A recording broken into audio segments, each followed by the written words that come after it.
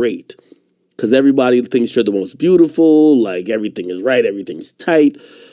When you get to the 30s, there's another 20-year-old chick who's kind of like trying to steal your shine, so that gets a little bit tumultuous. But once you get to about 40, people start kind of put you in the auntie/mommy category. And like if this was Nicki Minaj 10 years ago having this conversation, I don't think nobody even says it's cringy. But I think people are looking at it like, damn, can't you switch it up? And I don't know if like I have that strong of an opinion on at least the shit she talks about and whatever. That's Nicki Minaj. Like, you know what I mean? Like, nigga, her last name is Minaj. You get what I mean? So while I do think some of the things she too old for, like the rolling around on the ground shit, like getting up on a Thanksgiving table trying to pop it over the turkey and the stuffing, like that's way too much. Her talking about the same shit she kind of talks about, she's been talking about ever since she got popular with Kai and influencer. It's not like she was like, yo, let me fuck you type shit. You know, I think she was just doing her. So I'm not gonna say it's too weird, but it was a little awkward. Somebody says, what? Somebody said, you still hitting act, stop the cap. Of course I would. Yo, Nicki Minaj is beautiful. Like, nobody said that. What I'm saying is that, like, Nicki gives auntie vibes. Like, Nicki is that one auntie for your friend that every time you go over your friend's house, you know you would fuck that auntie. You know. But of course, you be playing ball with her husband, which is your friend's uncle. It's all good. All right, yeah, I don't think this shit was that bad. You know, Nicki doing her thing. Nicki be Nicki. By the way, I think this is actually dope, though. And again, I think she's trying to find her way into the space, too. I'm glad that Nicki's tapping in with these new influencers. To see Nicki kind of fuck with the Twitch streamers, I'm going to give her credit for staying, for number one, realizing that, yeah, she has the barbs, but she has to extend her reach into that next generation and also into that Gen Z population that probably don't pay attention to everything she does. Drake does it. It's the reason why Drake is calling in to Kai saying, yo, I got $121,000 on the game with you and 21 Savage. It's the reason why Baby and 21 are going to his house to play video games. Like, they know that there's impact with linking up with an influencer like Kai Cenat. I can't be mad with Nicki Minaj doing the same. Yes, she's going to do it in her own way. Again, I'm not going to judge this too much unless she was literally trying to suck his cock, which I don't think that's what was the case at all. So, it is. All right.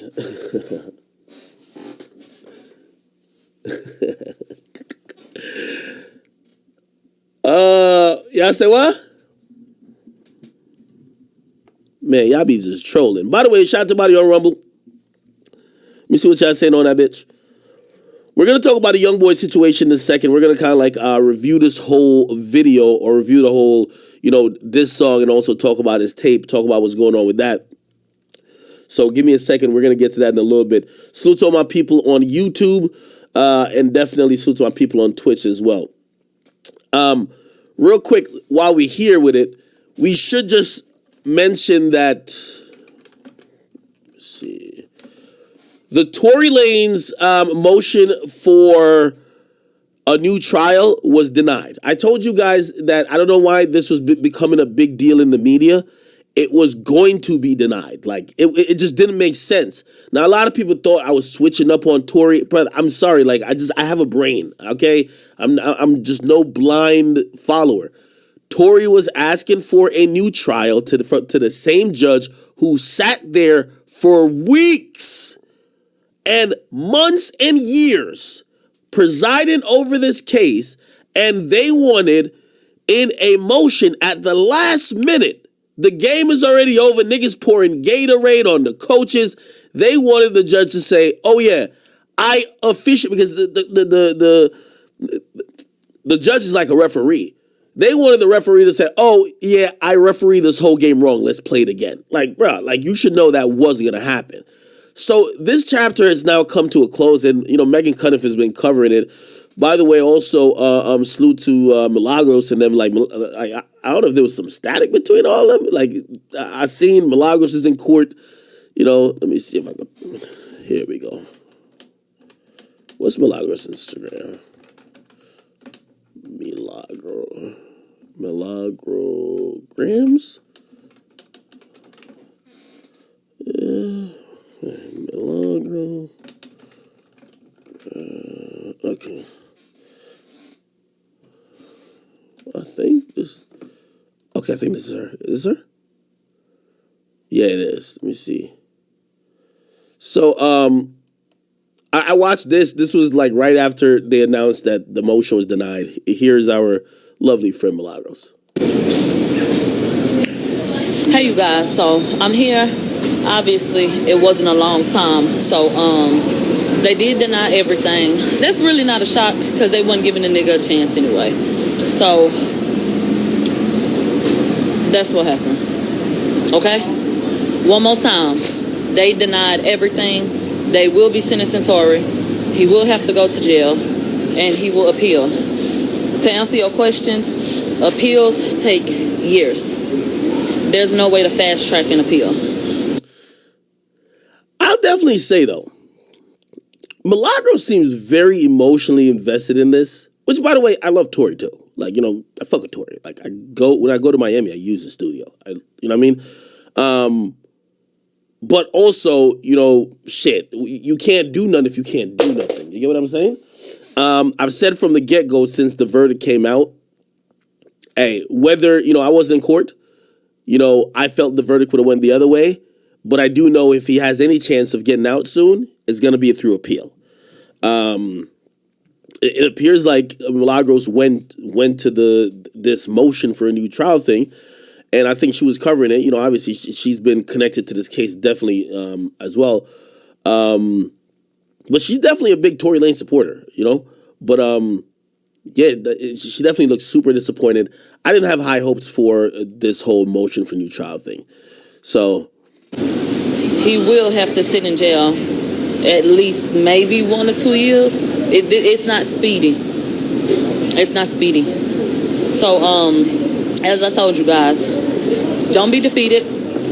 I think that it's good that someone above this nigga, this judge, can look at this situation because clearly all these hoes incompetent. And yeah, that's how I feel. I feel like it's a good thing.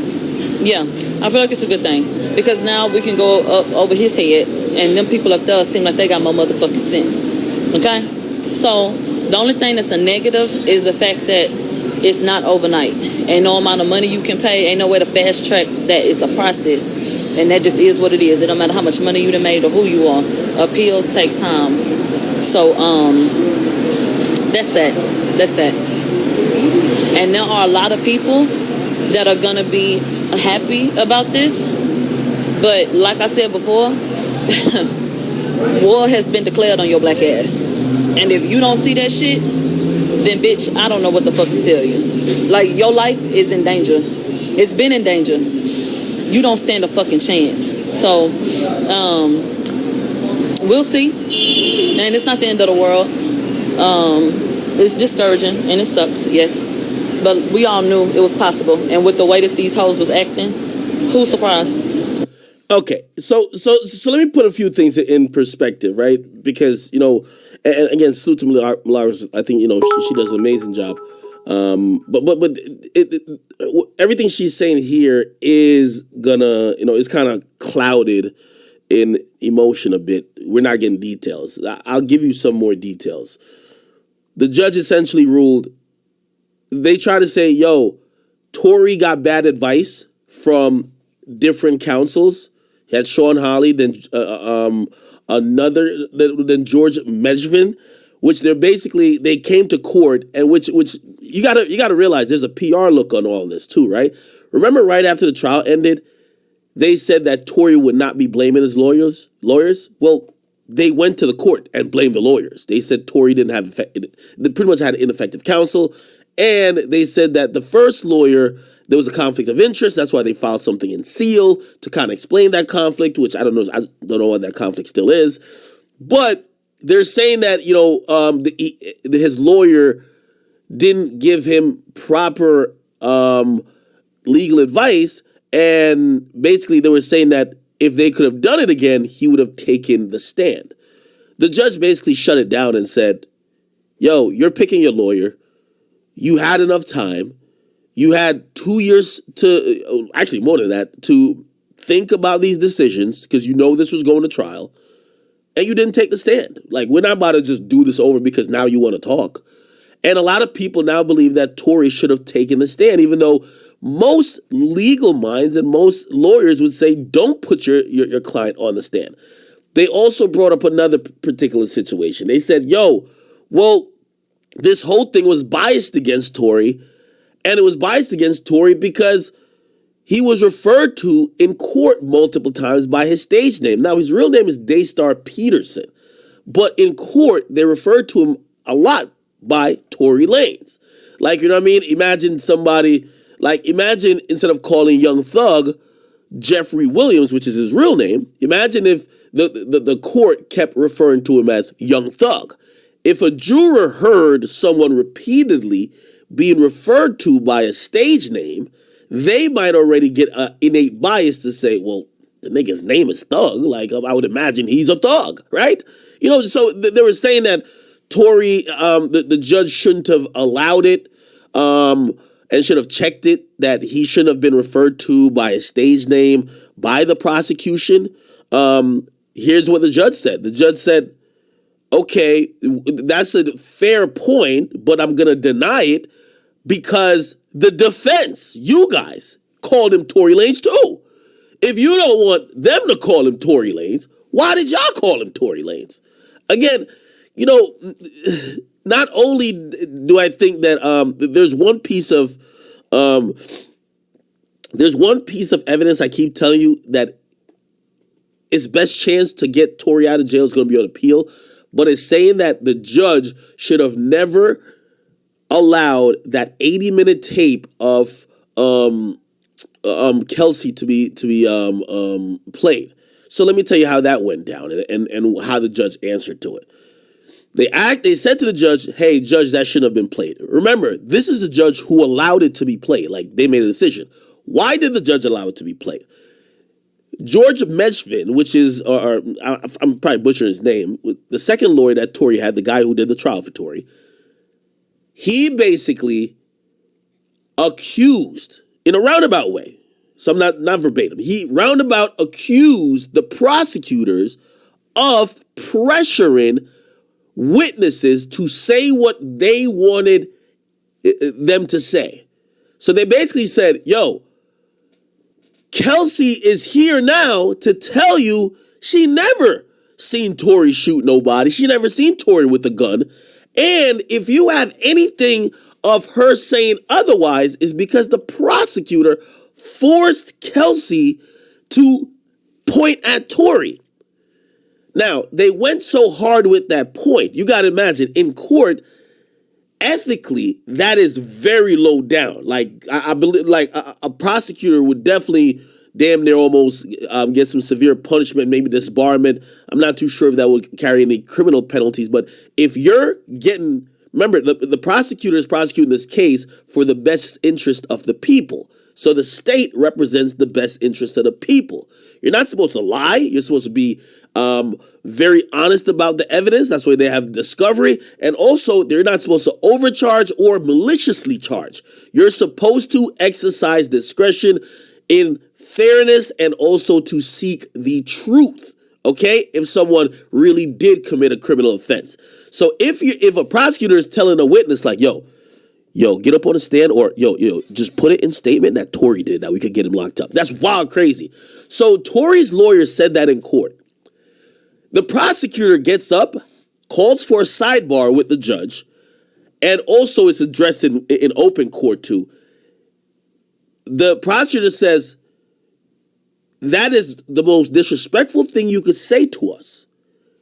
That accusation of us telling witnesses what to say to frame a guy. They said, Judge,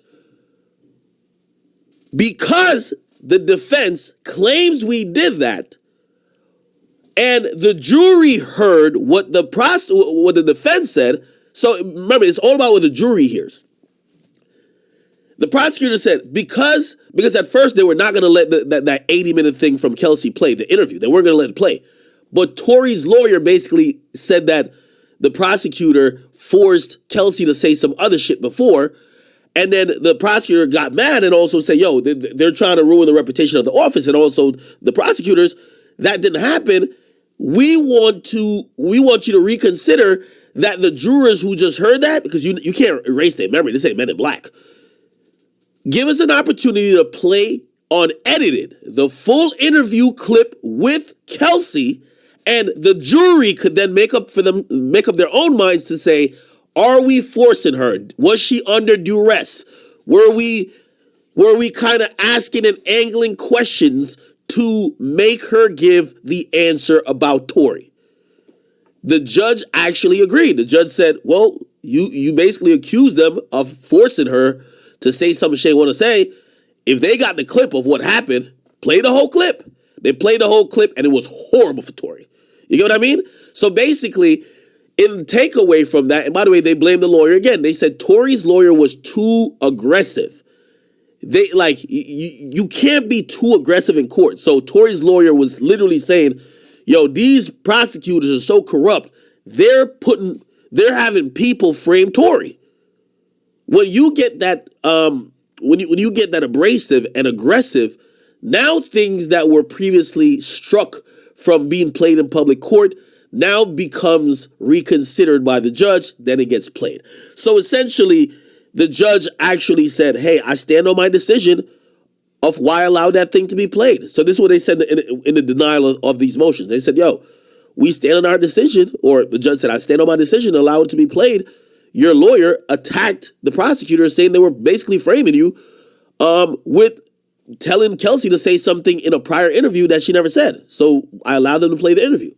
You can't mention the interview and then I not allow them mention the interview and make a broad claim and such a harsh claim like, oh, they were trying to get her to point at Tory. And when they have the full audio of that thing, why can't it be played then? So essentially, Tory lost on pretty much all counts here. Again, I think he needs to fight that interview being played in court, but you're not going to get the same judge who literally had sidebars with y'all and made all the decisions there to overturn it. It's going to have to be an appellate judge. So this is going to go to appeal. Tory's most likely going to get sentenced in the next 3 months. He's already in jail. He's going to get sentenced to prison. Now this is going to start a whole long list of things. That means ICE will be notified that Tory Lanez, someone at least that we know is a Canadian resident, is now convicted officially and sentenced officially of a crime that's punishable by more than a year and a day, which is usually considered a felony. Once that's happened, they'll be monitoring and also be in contact with, whatever the Bureau of Prisons for California is, that whenever Tory serves his time, they pick him up and they ship him to Canada. So Tory has a bunch of steps to try to make sure that doesn't happen. And I could imagine his new legal team, they're going to try everything. They're probably scoured over every fucking minute, they've scoured over every minute of court audio, transcripts, any tests that were done, crime scene photos. They got to try to find something. So that is what's left. Now, if I go to Megan Cuniff, if you're wondering how much time Tory is going to serve, the DA, I believe, has put in a recommendation. And let me see. Is it there? Let me see. Did I post it? Let me see. Keep in mind, Tory's facing up to 22 years and 8 months. This is if everything is run consecutively, which people believe that will not be the case. Let me see. DA bot, Tory Lanez. Essentially, okay.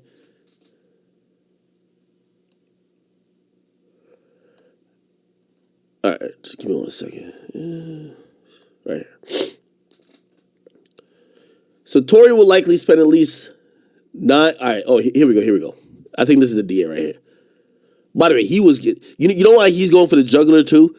They attacked him so crazy. Like, they were going crazy on this nigga.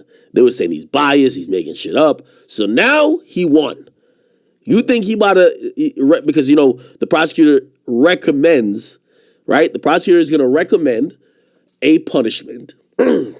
Not only that's going to happen, there's a possibility that Meg Thee Stallion most likely won't testify again. But this is sentencing, so it's not guilty or whatever. It's about the judge having discretion on how much time they're going to give Tory. They could give Tory anywhere from like 7 to or maybe this is minimum, 9 to 22 years. Meg is probably going to write a letter, which is going to be perfectly written by Rock Nation. They're going to try to put that nigga beneath the jail cell. You feel me? And this is a guy who is going to be submitted to the judge for their consideration. I'm pretty sure Tory's going to have his father.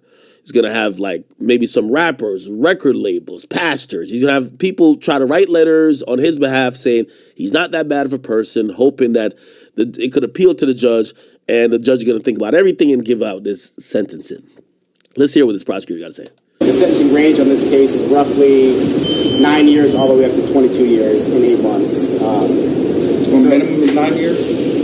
Yes, the minimum would be approximately 9 years. Now, the judge could theoretically stay certain allegations and get below that, but that would be preemptive. Do you feel that's appropriate for the nature of the crime? You know, my job as a deputy attorney is to enforce the laws as they're written by the legislature, so I don't really make those decisions. I'm asking you as a human, not a... So I would say that any time you point a gun at somebody and pull the trigger 5 times, that's an action that could easily kill a person. I think that's an action that deserves serious consequences. Damn. They're going to fry Tory. So he's kind of given his position. Again, he tried to do I'm just like, I'm just here to work for the benefit of the people and blah, blah, blah, whatever. But he basically said, if you fucking pull a trigger 5 times and you aim at somebody, you could have killed them and you deserve serious consequences. I believe through all the drama they've been through, I think they're going to recommend and they're going to hope that Tory gets, and I don't know what Tory's official record is in the sense of, like, is he a felon? Remember, there was a whole thing during the trial about was he on probation? Remember, he said he was on probation, and they said, oh, Tory wasn't on probation. So if Tory isn't, I think he's definitely a felon. Actually, I don't even know. But, well, actually, could he be a felon and still be in the United States? I don't know. Regardless of all of this, 9 years is still a lot, even if he doesn't have any charges on his record, right? But the more shit he has on his record, the more they're going to try to push for a more stiffer penalty. And also because he took it to trial. I was hearing about these rumors, not sure if it was ever substantiated, that there was pleas offered at certain points. But I've never heard confirmation from the DAs speaking about it, even though sometimes they won't necessarily come out and say it. But think about this now. Tory's going to get at least 9 years. He's going to have to serve at least 2 to 3 because even when they file an appeal, the appeal won't really be up for review until a few years. That's how backed up, especially California criminal system and the California judicial system is. So he's going to have to sit in prison for a bit.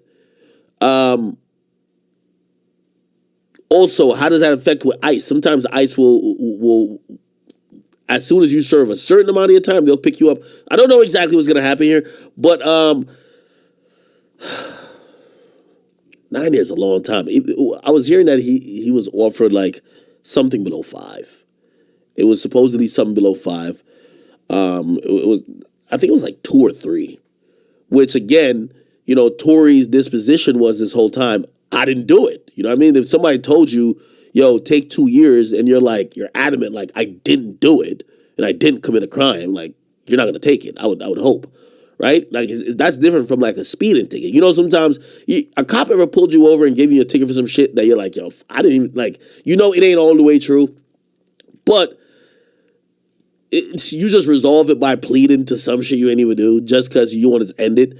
This is different. This is years of your life This is something that could affect your ability to provide for your child and also provide for the rest of your family. Also, jeopardize whether or not you can live in the United States or not. So this is very serious, and I think that's why he turned down. And if you ask me, this is me personally. I have no inside info knowledge about this. I think this is what happened. Again, I promise you, I did not. Y'all know with me when I'm telling you this is true. But beyond that, just like I predict the Dirk stuff or whatever, like brother, like not every time I have like some fucking source. If I do, I'll tell y'all if I have a source. But a lot of times it's just logical thinking, right? Like this whole thing with emotions, logical thinking. I personally think this will happen because again, the way the case was going, I think, especially I think Tory did a really good job of putting some of the facts of the case that made reasonable doubt and Meg's character be in question.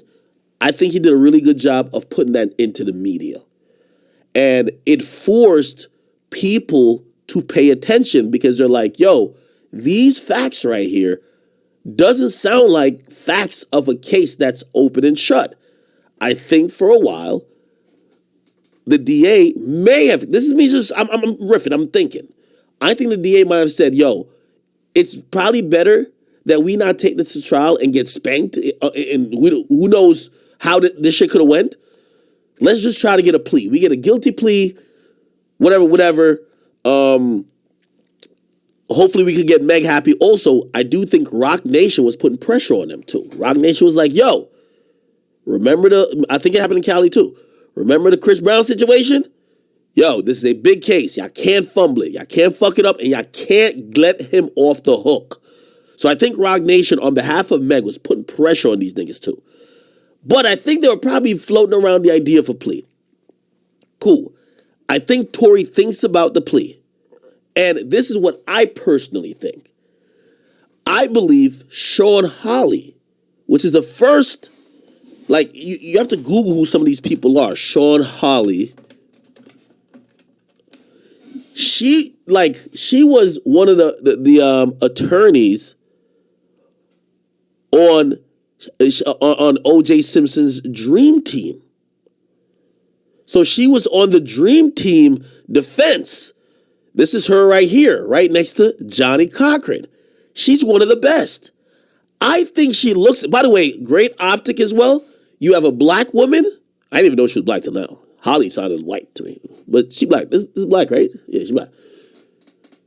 You have a black woman defending you when a black woman's accusing you? Oh, that looks good for Tory.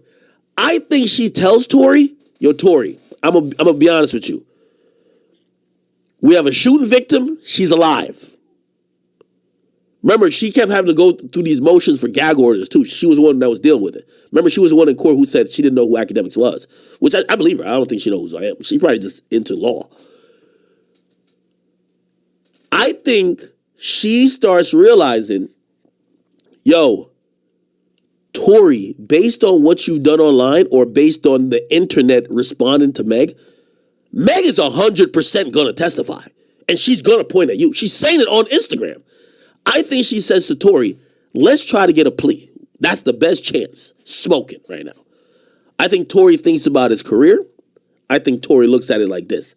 If I take a plea, it's going to look in the eyes of hip hop, you shot the bitch. Okay, and I don't mean to call her bitch, but like, just, you shot her. Okay? Now, that is Chris Brown status, automatically. Right? Chris Brown took a plea. And it just, there's an implied meaning, you did it. Right? So his career, which at that time, getting blackballed, nobody wants to work with him, he's like, that's not the best situation. Secondly, immigration shit. All of the things that I believe they would have wanted him to plead guilty to carried a potential risk to being deported. That puts him into a bind as well. So not only your career gonna get clipped, you might get deported if you plead, even though that would be up to Sean Holly to really structure this deal or structure this plea deal that protects him from being deported, which I think possibly could have been done. But I think Tory says, fuck a plea. I'm beating this case. By the way, I keep having to reiterate, this is no inside info. It's not from Tory. It's not from Tory's team. I'm watching all this happen. And even though, again, I've always told y'all the stuff I have heard from Tory. Like, you know what I mean? Like, Tory told me all that shit that definitely happened at the, what do you call it again? What's the people's, at the Kardashian crib. At least when he was there. You know what I mean? Which matched up with other stories that I heard from other people. I told somebody most famously, Tory told me the story of what happened. And he told me the story multiple times. And the whole story, he would tell me the whole thing. And then the moment when the incident happened, it just skips like, whoop, it just skips like a tape. Which, again, he never even told me like, oh, no one's arguing. It was just like, yeah, all right, then we leave. Then the cops came. I'm like, wait, hold on. How'd y'all leave the party? What about the shots fired? You know what I mean? And he's like, brother. You know what I mean? I'm like, all right, whatever. You know what I mean? Now, I don't think that's implying that he's guilty at all, just to be very clear. I think what that's implying is that, honestly, I always thought he was protecting someone. I promise y'all. I thought he was protecting someone. Tory's, like, talking to Tory, it felt like he was protecting someone.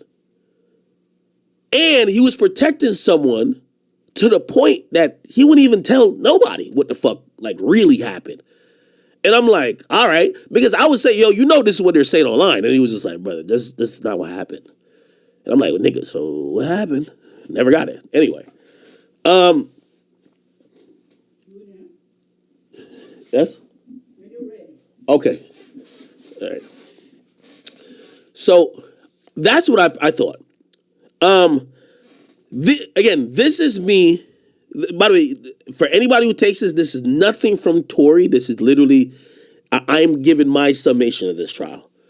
I believe Sean Holly wanted him to take a plea or try to get a plea. I think she looked at him like, brother, you're going to be cooked. I've been in these situations. Yes, you know me from the OJ team. Here's the thing. We got OJ off, but the chick was dead. You always hear they say, dead man tell no tales. The chick ain't, OJ's wife wasn't like, yo, nah, hell nah. What y'all talking about? Yeah, what you mean the glove don't fit? They must have quit. Nah, hell nah, I'm right here. He did it. Nobody can say it. Meg was going to say he did it, right? And a lot of legal experts that I've watched or talked to about this, they have all said, yo, I'm pretty sure his lawyers had to have warned him, if Meg testifies, no matter if she looks like a liar, a woman crying in court who got shot, she could lie about everything else. People have a million reasons to lie about everything else. Whether she lied about y'all having sex, whether she lied about her and her friend fighting. But one thing people usually don't lie about is saying, you shot me. And a jury will sit there and listen to her lie 50 times about 50 different things. But the moment they ask, Meg, who shot you? And she says, Tory Lanez, that's all the jury needed to hear. Which, again, these are people who are defense attorneys I'm talking to. So you got to think about the mindset of how a trial plays out and how the jury is affected by some of this stuff. They're seeing a lot of blood. They're seeing a lot of this. What the jury knows is she's shot. We see blood. We see whatever. Somebody must have did it. Who they're going to take the opinion of, the strongest, the person who got shot. So I believe that Sean Holly got let go from Tory's situation and case. And I think she probably realized it was going to be an uphill battle to try to win. I think Tory dug in, and by the look of the hire that he did, he hired another guy named George Medvin. George Medvin. Let me see if I can find. I'm fucking up his name. Tory Lanez, George, lawyer. Let me see. Okay.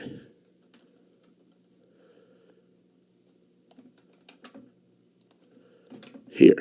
This is him right here. By the way, I want to hear this guy's response to Tory.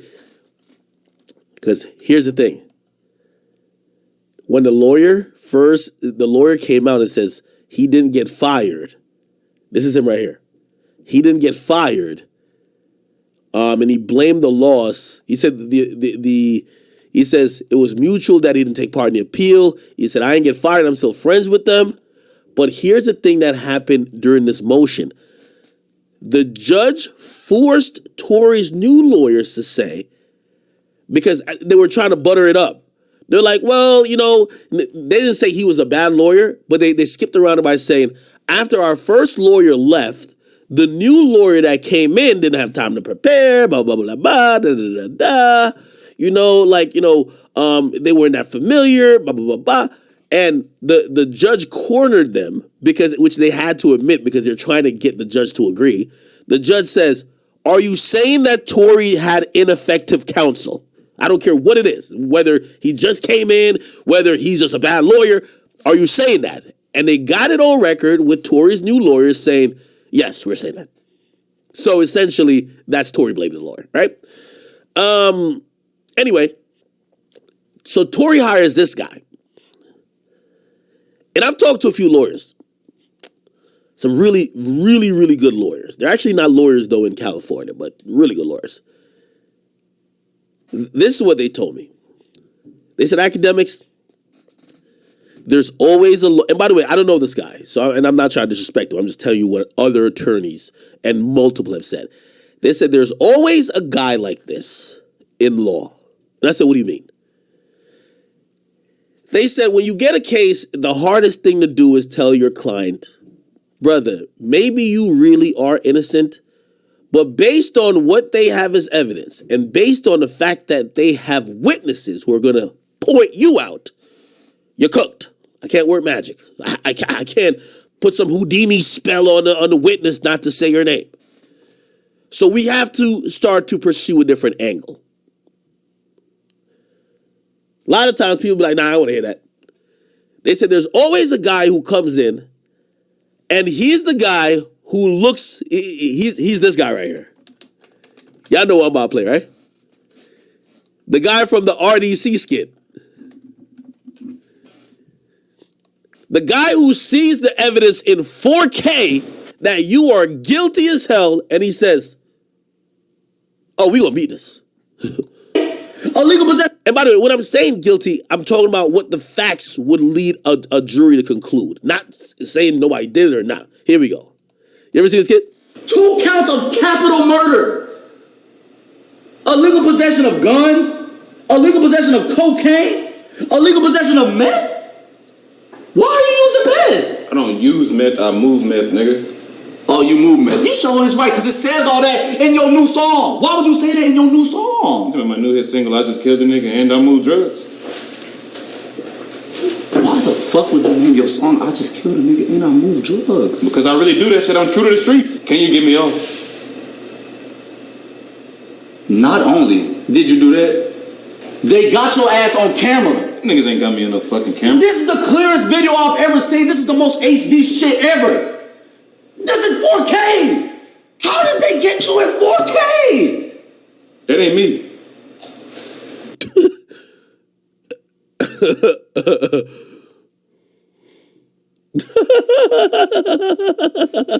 Why did you do that?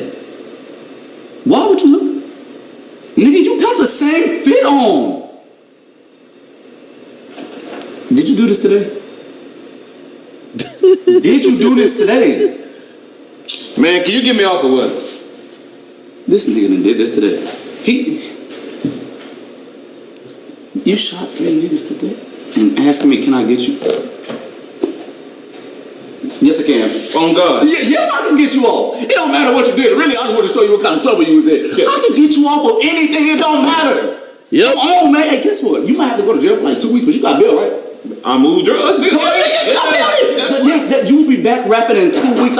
That's who they're saying this guy is. This guy probably met with Tory. Be like, they say what? Meg said she about to take the stand? They said they got what? Kelsey said, what in a what interview? Wait, Tory. This is the jail call. They got you in CD quality. Is this a collect call? Tory like, nigga, could you get me over this shit? Oh yeah, I get you off anything, nigga. I get you off anything. I was just trying to let you know what trouble you was in. That's that nigga right there. That's that nigga right there. That's that nigga right there. Yup. So they're saying he went in and he's like a pit bull. He go crazy. Except his strategies seem a little bit too aggressive. They felt he was a little bit harsh also with the witness, which by the way, he's a guy. The victim. Meg's a woman. She's balling up there. And yeah. So if you ask me, this guy takes the trial, blows trial. Tory's now convicted. Tory goes to get a whole new, tries to get 2 more new lawyers, and now they're trying to pick up the pieces. Again, they're saying Tory's at least facing 9. Shit. I think he's going to get maybe 9. I always thought it was going to be around 7, but I didn't know 9 was the minimum. So I think 9, maybe 10 or 11. Still wild, but shit. According to what the DA was saying, the judge could make certain type of amends based on certain facts that they want to include or not in how they're going to read, not necessarily the statute, but like what was found guilty of Tory doing. So it is what it is, man. It is what it is, my boy. It is what it is. Tory, I know some people who have talked to him. They do say he's in very good spirits. We've seen him post things through his social media, and he's also posted things through his lawyer. His new lawyer is the Baez law firm. There's Jose, Baez. So these are his new lawyers, and yeah. You also got to realize, too, why Tory's also in a very interesting position. Like, because Tory's a celebrity, all of these, like, defense lawyers want to take this case to make their name. You got to imagine Sean Hawley, who was on the O.J. Simpson case, just off being on that case, they call that the Dream Team lawyers. You know she not about to go to no trial for you for less than $1 million. You should know that already. They're calling her, it's like calling somebody a Dream Team lawyer. It's like when you used to call people super producers. You know the fee's going to be heavy. So I do think some of these attorneys are trying to, if they're not already heavily regarded, they're going to take this case and maybe charge a little bit less, but they're going to try to either get Tory out or beat whatever situation, because shit, that would add to their reputation, you know? This is the dude. Let's see what he said recently. I'm just curious if you'd had any earlier conversation and he wanted you for the trial and you just weren't available, or was this your first conversation? I could never comment on something like that, but I will tell you, looking at this case, I certainly wish I had come in sooner as opposed to later. And unfortunately, this is the way it is. But he's got me now, and I'm certainly willing to give him everything I have. And hopefully we'll get the best result possible for him. Has Tory talked to you? Does he? That was when he just got sentenced. Let me see if they posted anything about him on else. No. Yeah, well, we'll see, man. Big Tory, we are praying for you. I know there's a lot of fans, a lot of people who love him so dearly. He's one of the super most talented individuals of, you know, our time, I think.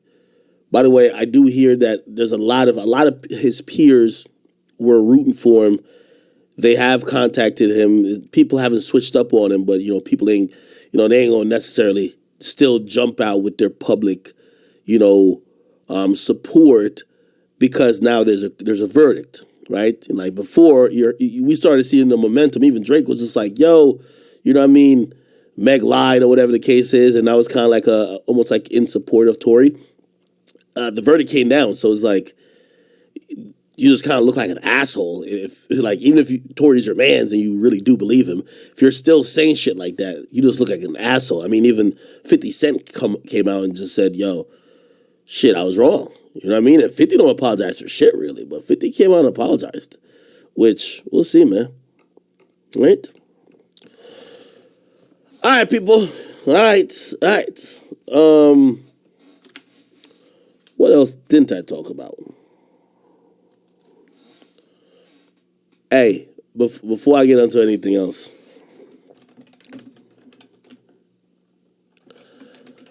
I'm sorry. Like, I ain't gonna lie to you.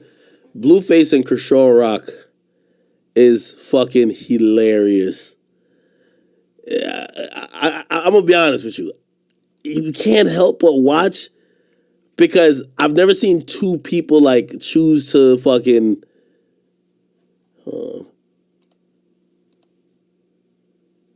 be so shameless in. I think this is it. They're so shameless in like exposing each other and revealing shit. Like at this point, I think we're numb to it. We're just kind of watching it like it's like a show. And really, I think I watch it too because I've never seen a dude not want a baby with somebody more than Blueface doesn't want a baby with Chrisean Rock, which is so interesting. Like, nigga, if you ever see this nigga tweet, this nigga basically is telling you he would rather chop off a limb than her have his baby. Be quiet. Hold on. Oh, I think that. Yo, this thing is classically funny though. I ain't gonna lie. Listen to this shit. Don't screw our clear blood. Son, listen. Be gone, baby, be gone. Yeah, I told Lemmy I'm thinking about doing Baddies East. Tell Lemmy? I said, Baddies East? She pregnant. How you gonna do Baddies East? She said, oh, I think they'll be shooting like after I had the baby already. I said, who gonna watch the baby?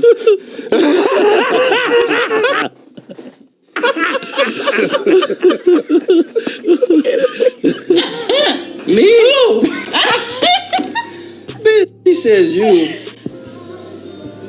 Please. Son. Please. Son. What? Have I ever watched you for more than 24 hours? No. Yes. I probably have. I'm gonna get that. I like that. It's so dumb. She said, the baby's not gonna... Yo, he calls his girl the bitch. He calls Chrisean Rock the bitch. That's it. The bitch. That's it. Stop me from going on the road and getting money and hustling and doing what I need to do. I said, what about the baby? By the way, I think Blueface is exposing like this new mentality of women. Women treat babies like accessories. Like, I know a few women that had kids and their life is completely different. Like, the baby literally dictates your life. Your sleep schedule's off. The baby's needs come before yours. You got to plan around them if you want to go anywhere. It's way different. Except I think these days it's been almost like normalized, like having a baby is just like getting a new Chanel bag that you could tend to when you want to. Watch the baby while you on the road hustling. She said, I'm gonna have an on the road nanny. Bitch, if you think you finna take my newborn baby from the day she born to the day she's at least 3 years old on the road anywhere, on a plane, on a tour bus for longer than 48 hours, you're smoking. Bitch, this is a baby. They have ear problems, easy sicknesses, easy sinuses. Bitch, you're finna be at home. In the house, trapped, locked in with a baby. And when I leave the house, You're gonna be at home with the baby. I'm not telling the bitch to get an abortion for me. I'm telling her to get an abortion for her. So earlier today, I'm picking this bitch brain, and I'm just trying to figure out what's the game plan, right? She telling me about baddies east and all this shit. So I'm like, you finna have a baby. Like, what are you gonna do? Like, you're gonna be in charge of the baby. I am not in charge of the baby. Everybody knows when women have babies, they're destined to be the nurturing, caring, in charge of the baby, right?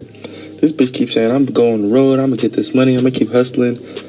I'm looking at the bitch like, who's gonna be watching the baby while you're doing this? Bitch said she gonna have an on the road nanny. I said, yo, look, once you have this baby, bitch, your world stops. The baby comes first. Everything you wanna do comes after that. She's like, no, the baby's not gonna stop my world. I'm gonna keep going out and doing these hostings. Bitch, no, you're not. You're a crib. Unless you want me full custody of the baby, you're gonna. The next day.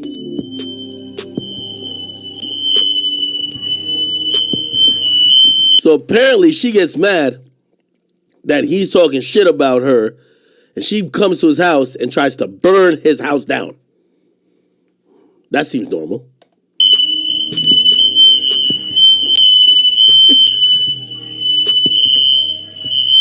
What is wrong with you, kid? That's what you gonna do with a newborn baby on the way. Set the house on fire. This bitch is dumb.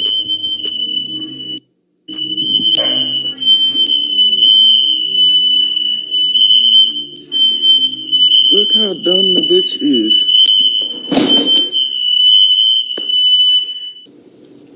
This must be your first time trying to set some shit on fire. Be sure to like, comment, and subscribe. Supposed to put it in the bathtub so you don't burn up in the. How stupid can a bitch be? Bitch, herself. You leave her by herself too long, she just start fucking shit up. Ash everywhere.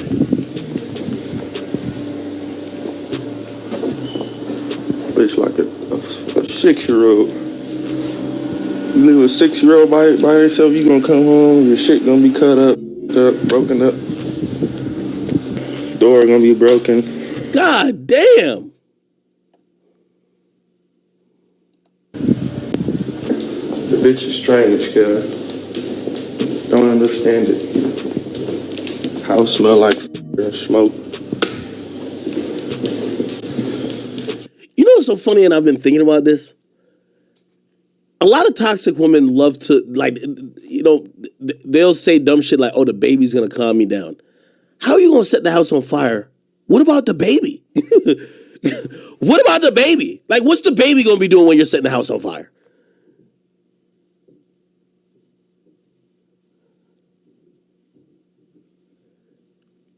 CPS will be taking this baby away expeditiously if you keep thinking you could burn stuff down when you have a baby in the house. I don't think you inhaling all this smoke and ash is good for your child. Got to be smarter than that. Look everywhere. Trying to get the new glass stairs upgrade. This whole ain't gonna set shit on. The bitch tried to turn the smoke detector off. The bitch hopped on the table to turn the smoke detector off. Man, protective custody gonna have a ball with you. I must say, you're making this very too much easily. When you have a kid and you set a anywhere in the child's vicinity, can't teach this kind of shit, Kev. This shit. The bitch unplugged the Wi-Fi thinking the smoke detector was gonna turn off. Oh my God. You always say she unplugged the Wi-Fi thinking the smoke detector was gonna turn off. Bitch, you unplugged the Wi-Fi, Kev? Nah, this shit's comedy, man. Listen, I can't even tell if they're like doing this shit for real. This is probably all a joke. Then she starts crying. She start crying. So Chrisean, shit. So how the fuck we can't just take accountability? We planned this pregnancy. I'm settling, bro. And you can say the same thing about me. Like, you probably settling for less fucking with me. So what are we doing? Why are we destroying each other, yo? Like, I swear to God. Yo, they good at this reality TV show shit. Yo, nigga, you know this is like fake tears, right? Nigga, he's behind the camera. He'll be in the same room. The funniest thing with them, they treat their whole life like reality show. And I ain't gonna lie, I be amused sometimes. They'll be both in the same room, going live, talking about each other. Oh, I fucking hate this nigga, my nigga. I fucking hate this nigga, yo. This shit is crazy, bro. No. You hit... Yo, cause why I'm taking it to live because he gonna take it to Twitter. What's up? We both feel like apparently we settling, so we're destroying each other, my nigga. We literally destroying each other like real live, like.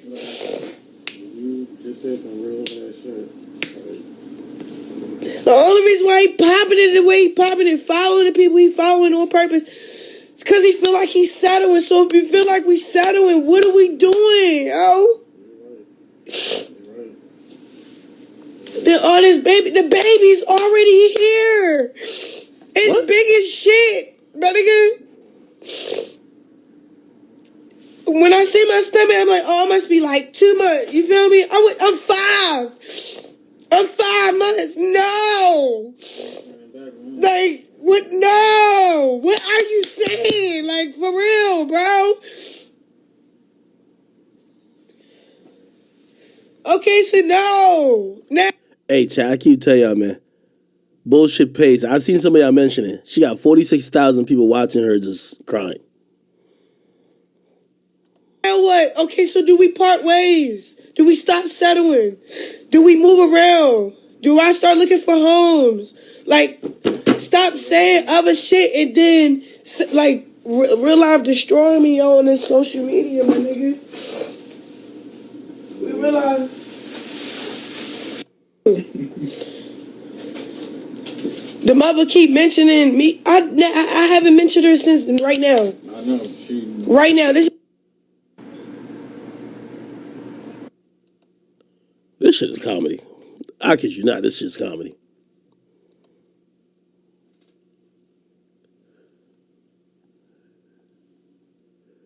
There was this fucking post on Twitter where this nigga be like, yo, bitch, I've been so annoying. Hold on here. Hold on, I gotta show you this shit. Then we'll move on from this bullshit. Hey, man. Hey, Blue. Let me tell you this, man. Remember I kept saying, nah, yo, you should get back into music and shit like that, bruh. Bruh, you might be better at this drama shit better than music.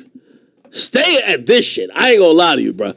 I haven't kind of been intrigued at... Blueface might be him and his girl might be the best reality TV stars since Jocelyn and Stevie, since Ray J. Ray J was a legend, and since New York. Remember when she had that whole show with like Chance, Real and Chance and all that type of shit? Yeah.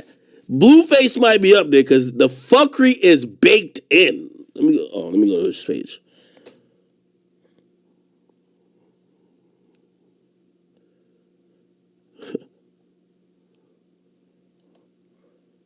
What's that shit? Hate this bitch, cuz. Bitch make the roof of my mouth itch. Hate this bitch, cuz. Bitch make the roof of my mouth itch.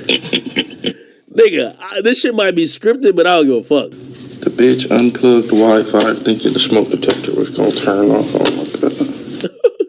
Yo, is this a real clip? Look at this shit. Bitches born in the 90s that's under 25 can't cook, can't clean. They don't want to work nothing. Niggas that's 31 and over get in relationships with them and wonder why shit ain't working. That's because all young bitches want to do is pop pills, smoke weed, Get drunk, lay around, suck dick, eat hot Cheetos, charge they phone, get a sew and weave, twerk, be bisexual, eat McDonald's, wash they pussy in the sink, lie, take selfies, and talk shit through Wi-Fi because they phone never on. Bitches born in the 90s. Bitches born in the 90s that's under 25 can't cook. I ain't gonna lie, that was so accurate. I don't even care if it's AI. That's just the truth. That's just the truth. I don't even care if it's an AI, man. Fuck all that. But anyway, let me see. This thing is just pure comedy to me. After this, we'll talk about Youngboy.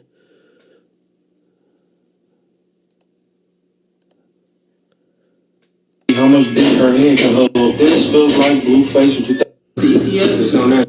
Hello, good morning, bitch. How you doing? Hello, good morning, bitch. How you doing? All right, anyway.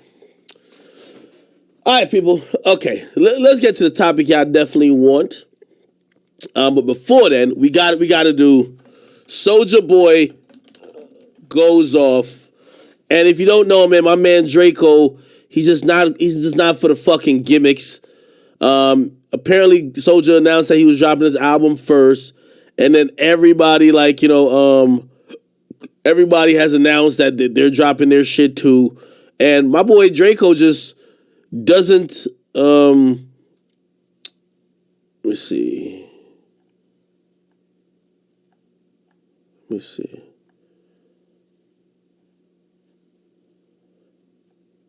Draco don't appreciate it. Here we go. Oh, this thing is everything. But Dirk ain't even dropped no more, so I ain't even studying YB, man. YB only was trying to drop because Dirk was trying to drop. Dirk was only trying to drop because I was trying to drop.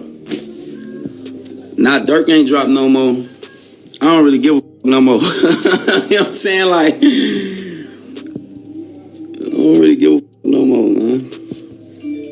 I just trying to copy my date, you feel me? So I was tweaking. Ain't dropping on my date no more. I don't even give a fuck. Be sure to like, comment, and subscribe.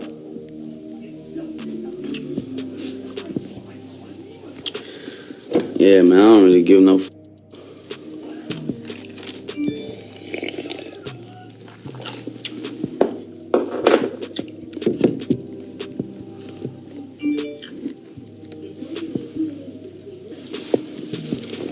Rhyme with my chopper.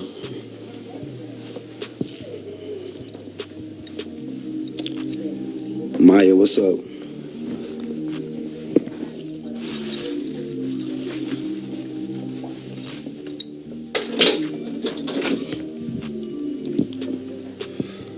I bet you YB ain't got one of these.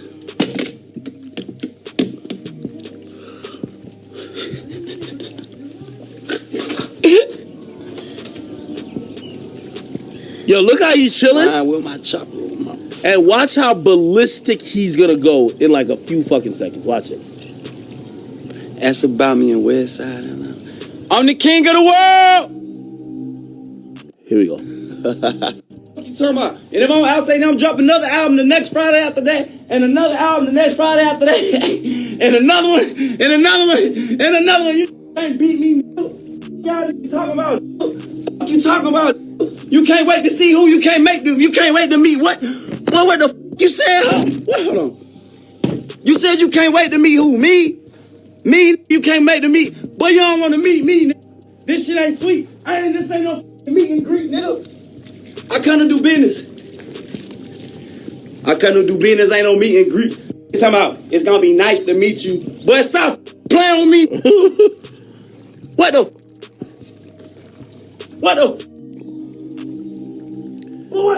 You could tell he's trying to like energize himself up just to get mad. Yo, y'all gonna cop Soulja's album, man. One thing with Soulja Boy, man, he don't give a fuck about nobody. When his album is dropping, he gonna put him wiggle his way into some mess to get some promotion. What you talking about, boy? You can't wait to meet who, boy? You can't. Boy, I can't wait. Yo, he's cranking that while this him. You can't wait to meet who, boy? What you talking about, boy? You can't wait to meet who, boy? You can't. Boy, I can't wait to meet you too. You talking about, nigga?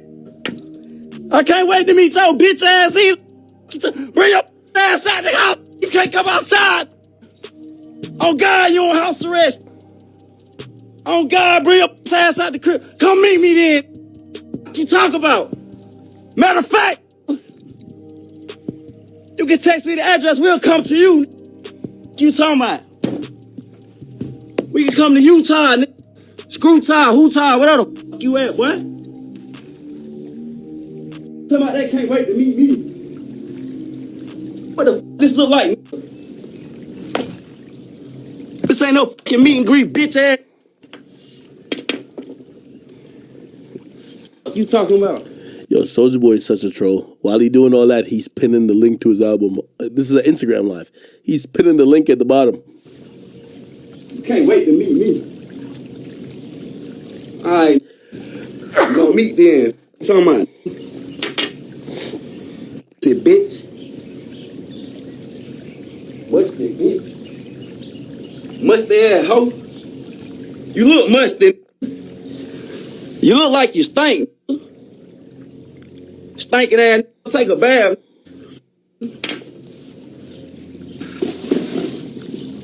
You bitch. You know what I'm saying? This ain't have shit to do with you.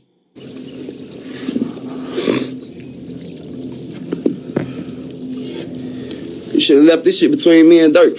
You talking about, nigga? Stinky bitch. Go take a bath, stinking ass little mustache little shit mouth ass little dent face ass little. Before we put another dent in your head, bitch ass boy. Fuck you talking about? You can't wait to meet who? You don't want to meet me. You don't know me. I ain't never one of these rappers. I ain't never one of these niggas you know, nigga. But you do not want to meet me. What you talking about? You don't want to meet me, nigga. Yo, it's the subtle flex. Look, it's the subtle flex while he's talking shit. Show the background. Show the pool. You know what I mean? The infinity pool. You don't want to meet me, nigga. You don't want to meet me. Put another dent in your head. You talking about, boy? Who the fuck you want to meet? Who the fuck you can't meet? It's gonna be nice to meet what? It's gonna be nice. Well, all right. Boy, it's gonna be nice to meet who the fuck you talking to? What you talking about? This ain't no fucking meet and greet, boy. Sad bitch ass. Bring your lame ass out the fucking house. House covered with police. Scare ass. Ain't never shit. Ain't never did shit. You talking about? Bring but I can't wait to meet you. Wait till you get out house arrest. You talking about? By the way, for as tough as everybody be talking, I've been to this house. I've been to Soulja's house. There's armed security right outside Soulja's Boy house.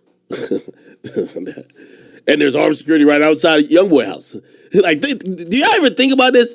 The gangsters that we listening to, they're in their nice big mansions, and out at the front is niggas like literally walkie-talkies, bulletproof vests, and ARs.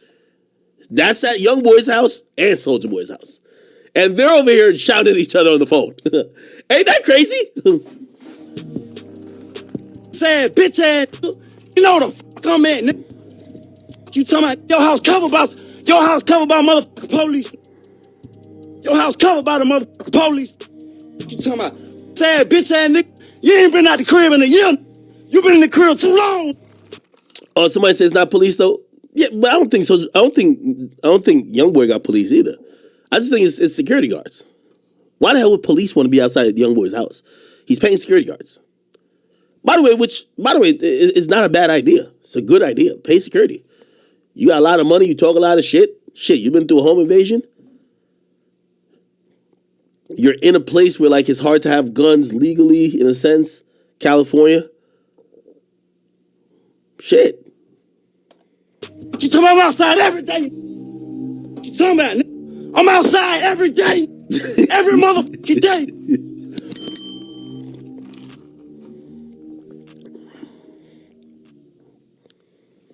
Yeah, imagine what Soulja Boy's chef is like looking through the window while she's like chopping up onions and tomatoes. Like, yo, what is Draco doing? He's just shouting at the phone. Bring your ass outside. We're gonna see when you get our house arrest in. All right, he gonna say in 2 months or like 2 weeks, like, yo, I was playing, man. He should have just not dropped on my date. By the way, yo, W promo for Soulja Boy. Did y'all check out his album? I checked it out. He got a couple slappers on that shit. Soulja Boy be having one, man. Yo, Soulja Boy, one thing I'm gonna give him credit about, even though like he was mad at me recently. Soulja Boy got a completely, what I mean independent, I think Soulja Boy drops his shit on TuneCore, bro. Like, he's getting all the money from it. So in reality, like, bro, selling 5,000 copies is $50,000 straight for him. You get what I mean? Like, it's straight money for him. He drops it all the time. He makes it in his house. He makes his own beats sometimes. He uses free beats. He does all type of shit. So it's his hustle, man, at this point. You know, he's been in the game for like 10 years. Did y'all see Charleston White? Charleston White, Soulja Boy. He reacted to this shit. I think this is it right here. With them big old shirts on, with them big old tall tees. You had your day, Soulja. It's over with. It's over with. It's over with. He can still grow his dreads. Just let him grow his dreads. But man, let them young boys have that, man. Now let them young boys have that, Soulja. You had your day, nigga. Let me show you. You still fucking with Youngboy, man. Soulja Boy. Give me 1 second. I gotta go do something for my mom real quick. All right, I'm gonna keep playing. Boy, get him, bro. Watching you. Watching you.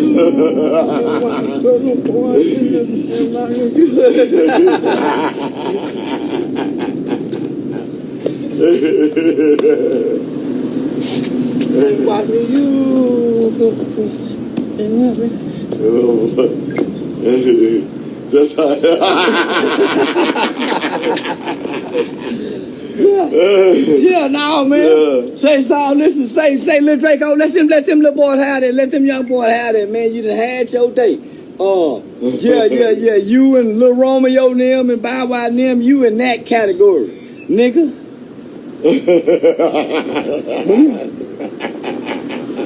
It's time for him to get one of them TV1 shows. You know how to get TV1, them get them you know, they tell about what happened to him, what happened to Jagged Edge and all them. Yeah, he need one of them. Yeah, he need to get out the way. But he trying to compete with the youngsters. He can't compete with Youngboy now. He can't. No, he can't. What he trying to do? He can't compete. Sit down somewhere, man. Or go back to dancing. He tell me he need to create another one of them dancing with them guns. Yeah, watch him, you. Boy, yeah, he come up with a new dance. Yeah. Yeah, no, Soulja tripping, man. Yeah, Soulja tripping, man. No, Soulja, you supposed to be mentoring a young boy. You ain't supposed to be tripping with the young boy, Soulja. You supposed to be, you big Uncle Draco over here with me, Uncle Charlie, nigga. Yeah, you ain't they pearls. You ain't they pearls. No, he still think he they pearls. No, nigga, you old now, Draco. Draco. Say, man, I'm out here on the west coast, man, with the palm tree. Say, man, God damn it. Soulja Boy, get and watch me, you. Watch me, you. Watch me, you. Say, man, listen.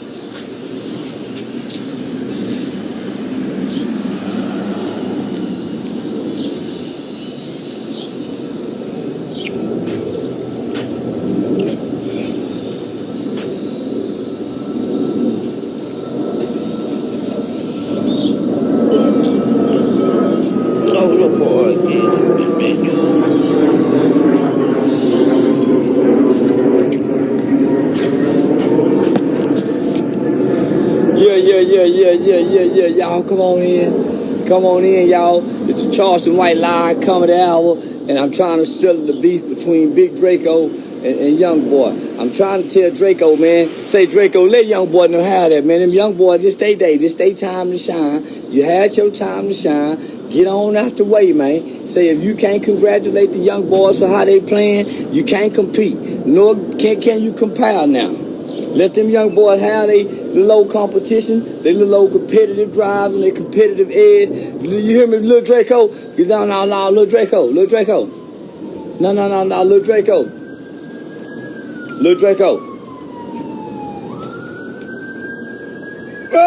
Is you tripping? Come on now. Them young boys say, listen. Young boy got them young boy that shooting them thing, man. Them niggas ain't shooting mace.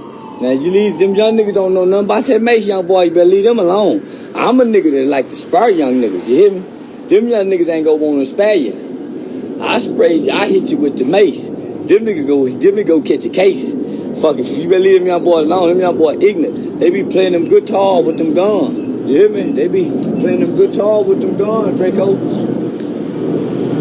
You don't know what to do. Nigga hit you with the mace and you ran in circles. Bruh!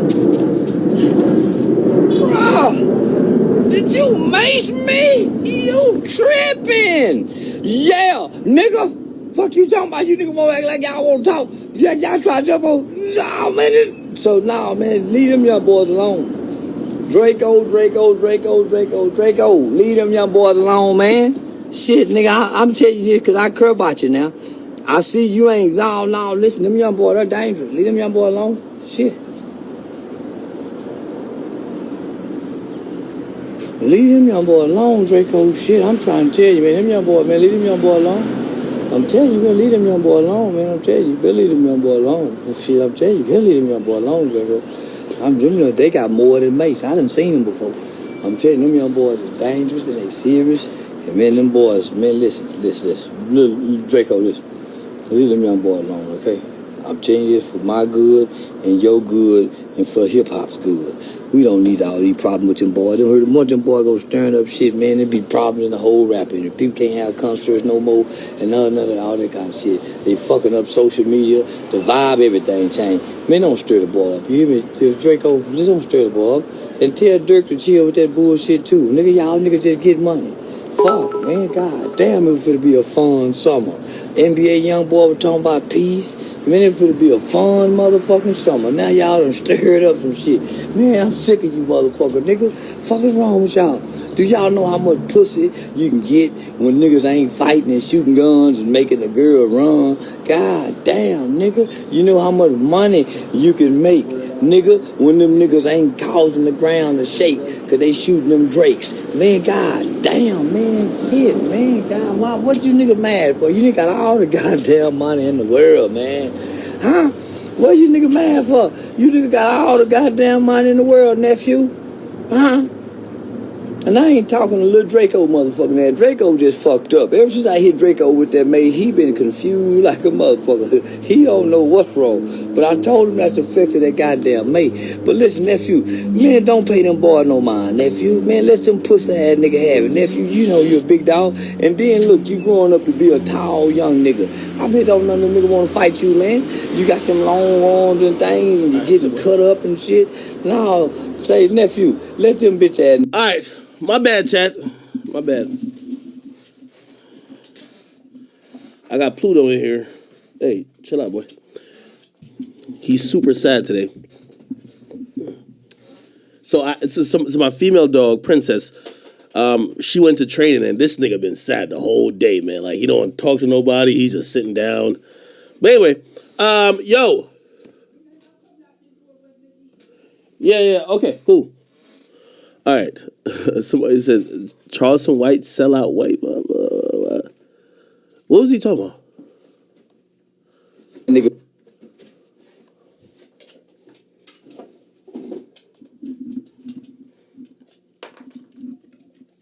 What the fuck is this? Draco, leave them young boys alone. All right. Anyway, all right, so real quick, NBA Youngboy sales are in. The projections, at least. And actually, I think this is a really good number for him. Which, it kind of shows that when he capitalizes off beef, it works for him, right? So his album Richest Op is on pace to sell 58,000 copies first week. He announced this project like 3 or 4 days, or maybe like a week before, or whenever it was. And essentially, he's going to do almost the same numbers that he did with his last project that he did mad promo for. He did a Billboard interview. He was shooting all type of videos, talking about stuff. Like, he was doing all this stuff to promote that last album, and he sold like 62,000 copies. This album is pretty much predicated off of the competition, beef, and excitement around him dissing Dirk, or him challenging Dirk, whatever you want to call it. And it's about to do the same numbers. It just kind of shows that, beef does sell, right? Like, this is the biggest proof that beef sells for these artists. And if you don't believe it, I don't know what else could be a bigger proof. Do I think these numbers are good? I think it's good for this particular tape.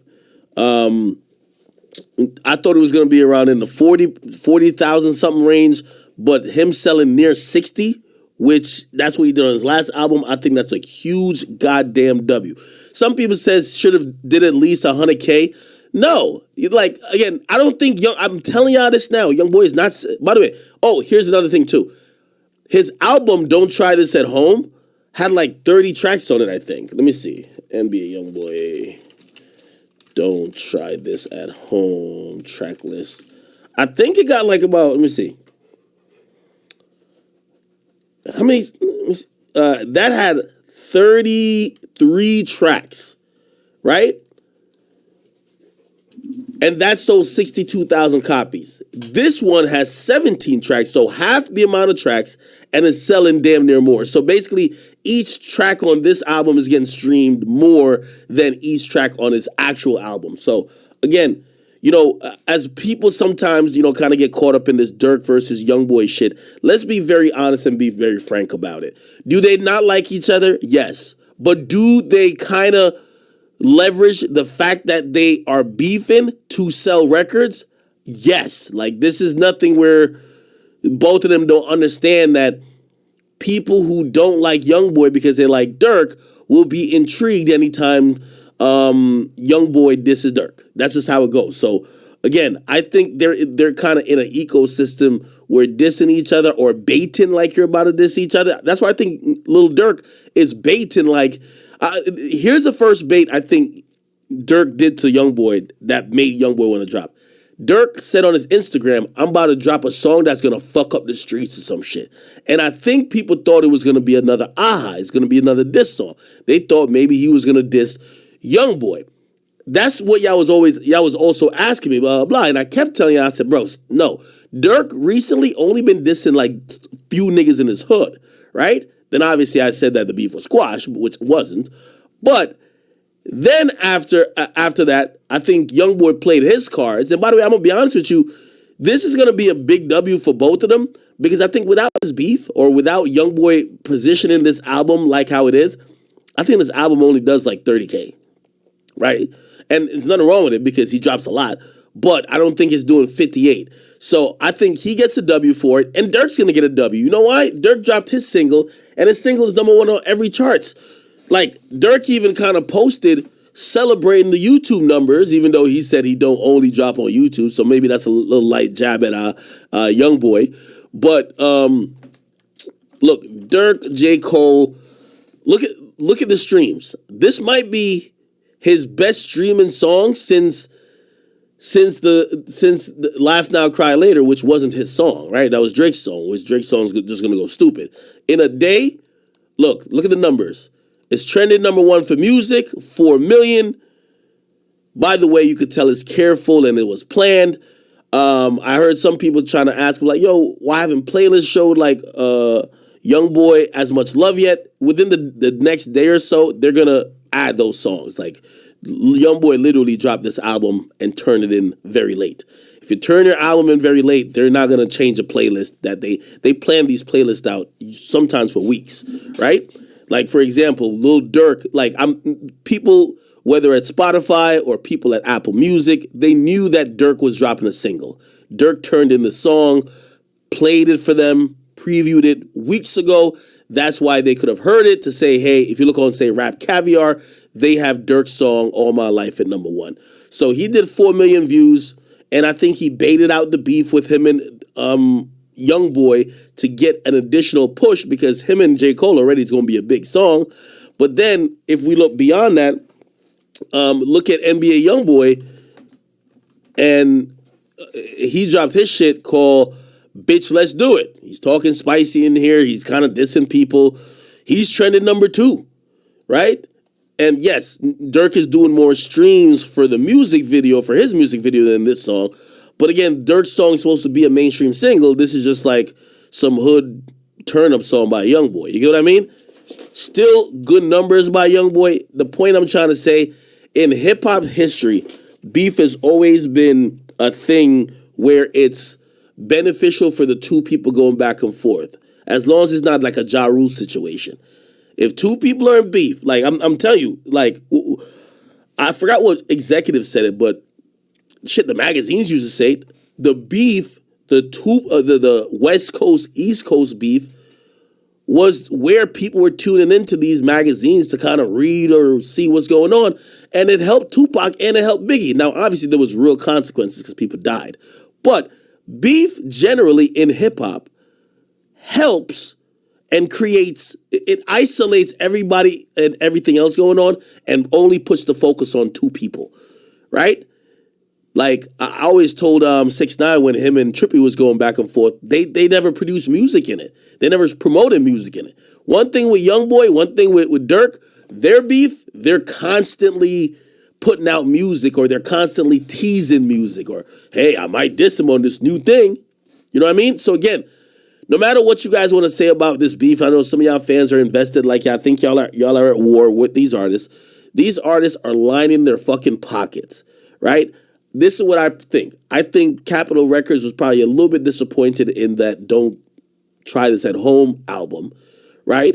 But if you sign a Youngboy, you do know the benefit of signing a Youngboy is that he's going to drop multiple projects really quick. He's also going to do big numbers without much promo. So you got to trust him. Like he's going to make up for that Don't Try This at Home. This would be, if you ask me, making up for that. In the span of 2 months or so, he's dropped 2 projects. Combined total is going to be like 120,000 first week. They're both going to end up probably go gold. You know what I mean? Shit. That's what it is. So again, the beef is benefiting both of these guys. We obviously don't want nothing to get violent. Obviously, we do know there has been a death throughout the situation, King Von. But these artists know what they're doing, and they're definitely doing it to benefit their career too, okay? Because if y'all really hate each other that much, you wouldn't be publicly just spelling it all out and dropping music releases with it. So it is what it is. Somebody said Dirk should have dropped his album. No, Dirk's not like Youngboy. You know, Dirk is a rollout type of guy. Also, I believe he's trying to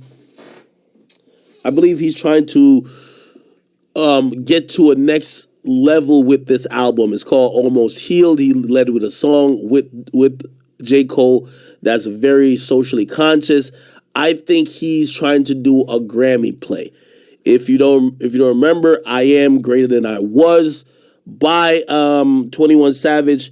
He did a lot of things different that showed maturation. I believe that album got it got nominated for a lot of awards, and then obviously the song won Best Rap Song, which was what's the name of that song with him and J. Cole? A Lot. I gotta make sure my boy don't bite this cord again. So yeah,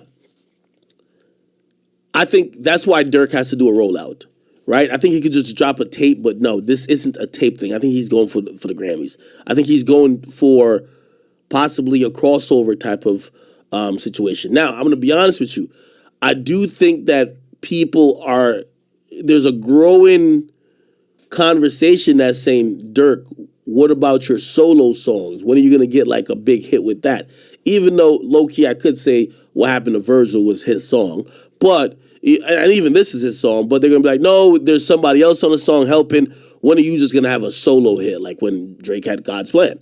I'm pretty sure if you ask me, and again, this is just me guessing, I think he's going to have a bunch of solo street records, but I think the majority of his targeted Billboard records are going to have features, which I don't think there's a problem with it as long as you have a healthy balance of the other shit. You know what I mean? Now, if nobody listen, like you can't French Montana him in the sense like, oh, we don't listen to you at all unless there's a feature, because most of Dirk's music, if you ask me, that gets played from core fans or fans that kind of contribute to the mainstream but like could move the needle.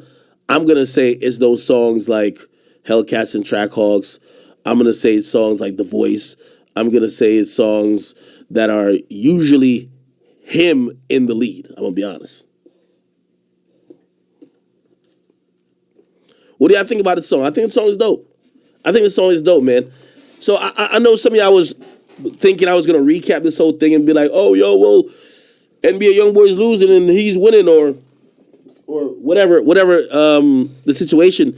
Both these artists are winning right now with the situation. Now, granted, are they both exploiting real issues that they have? Yeah, but shit, you know what I mean? Such is the case with hip hop. People, it's a reason why Soulja Boy is trying to act like he's beefing with them to get more sales. It happens. It's the reason why a lot of y'all like drill music, because drill music, y'all can see how real it is. Y'all can see people call each other out type shit. You get what I mean? So yeah. Somebody said, Ak, you forgot that Dirk, what? Dirk released a song for Fast and Furious soundtrack. Oh, did he? That's dope. I'm telling you, these artists are winning, man. I ain't gonna lie to you. And you know they winning. Remember I was telling y'all last stream? I didn't know he was gonna say the name. But if you go to he might have deleted it now, but I got it on my page. Like, Dirk had sent me the screenshot before. He was just like, that's when I was saying I talked to him real quick, and he was just like, yo, bro. Like, I could tell he basically, what I got from him was like, yo, I'm not beefing with this nigga Youngboy, at least for no sales. Like, I'm not trying to do that because I think he knew he was going to bait the shit out, like bait it out. But he's like, but also, like, nigga, I'm down to resolve some of my issues with niggas, and this was a screenshot that he sent me. So, yeah. And it was a screenshot to 6ix9ine, and it says, I don't want you hurt or dead. You a kid. You're from the burbs. I got 50 million, which, by the way, that's what I'm saying. These artists are up. He just wanted to flex that he got 50 million. I got 50 million my own money without help. To fight you on TV in Dubai, we can double the money, 3 rounds. Go talk to your rich friends. Let's set this up September. Stop the violence. 6ix9ine responds, it's so funny because I know you on an album press run. You need anything to promote this album since NBA Youngboy not biting the bait. But I want to fight you for no money, pussy, for free. Come to Miami, let's get a hotel room and throw down one-on-one. Remember I told you I was like, the other person, he didn't say he wasn't trying to fight either. So what I get from this situation is that I think Dirk would actually box them for $50 million. By the way, 21 Savage was down to box 6ix9ine. Remember when that whole argument happened? I was trying to say, and by the way, in 6ix9ine's defense, he said the same thing. So I had called 6ix9ine. I was trying to set it up. I put them on 3-way, 6ix9ine and 21 Savage, and 6ix9ine essentially kept saying, yo, fuck fighting for money. I want to fight you for free. Like, obviously, anybody who fights 6ix9ine that would be a mega payday. I remember there was a floating number of around like $20 million at a point that he could have cashed in on to fight. But I think he was so like, that was during the comeback shit. Like, he wasn't going to be like, yo, let's just go fight, right? I think this is the business play by Dirk too. I think Dirk is like, shit, I already got 50 million of my own money. Let me level this shit up, and I'm watching how Javante Davis and these other niggas get money like that.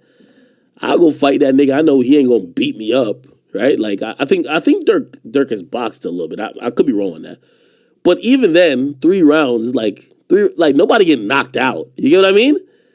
You get your money, move on. It's funny because I look at Dirk and I think that he's being strategic with everything he does. I think Dirk he's thought about things And I don't know if it's because he's older than the rest of these guys, whether it's 6ix9ine or Youngboy, but he's trying to make these little calculated decisions to level up. By the way, he responded to that. He says, "Bait? Hotel?" He said, nah, man. I'm cool. Enjoy your day. I'm not worried about sales. I just wanted to beat your ass for some money." Then he says, "Stop the violence.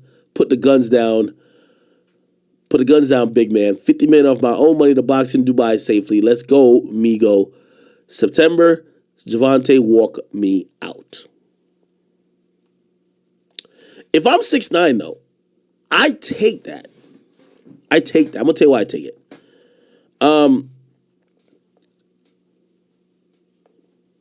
You already blackballed. You already, they jumped you on camera, those random dudes. You might as well give the people what they want for the price that you could get. Oh, all right, y'all want to see me get my ass whipped. By the way, he's probably not going to get his ass whipped, right? You know what I mean? Yeah, he might get a couple shots, duh. But cash out on it. I ain't going to lie. I think Dirk's thinking business-minded. I think Savage was thinking business-minded. And by the way, you got to realize, too, everybody hates 6ix9ine, but they don't hate him $20 million enough. Or $20 million and up more. You know what I mean? They're thinking, shit, I could make $20 million off beating this nigga's ass that everybody hate. Yeah, give it to me. You know what I mean?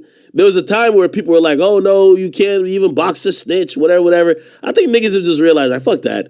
Everybody in the game snitching already. At least people don't like 6ix9ine. Let's fight the guy. You know what I mean? So if I'm 6ix9ine, I take it.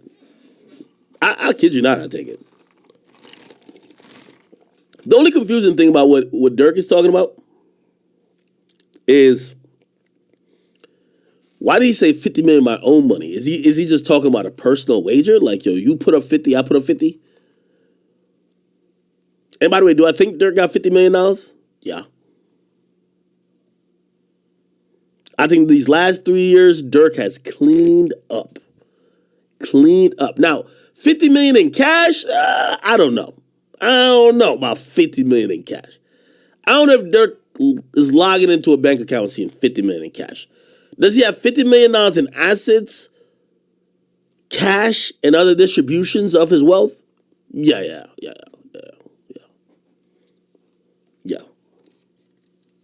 What y'all think?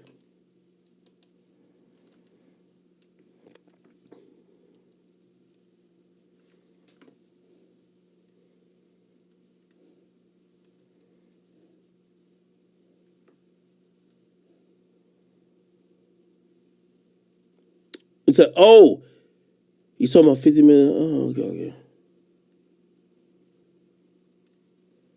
Now, does 6ix9ine have $50 million? I don't think 6ix9ine has $50 million in cash. What I mean by cash, like, I don't know if he has. It would be hard for me to believe he has $50 million in an account. I believe that he has $50 million in assets. Like, he made a lot of money over his career. Shit, he probably have like $5 million in cars, right? $5 million in cars, probably another $5 million in like houses and shit. That's 10. Probably has like $1 million in jewelry, right? I could see him having like 10 in the bank, 10, 15 in the bank. So that's about like 25.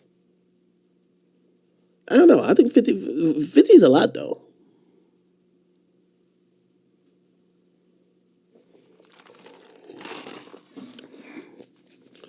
I try to talk 6ix9ine into taking that money, man. But it can't be a personal wager, though. Like, bro, like, come on. It got to be a guaranteed payday, man. For both fighters, I would imagine. You get what I mean?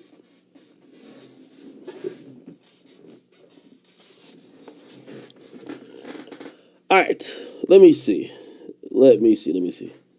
Somebody said, react to YB's XXL interview.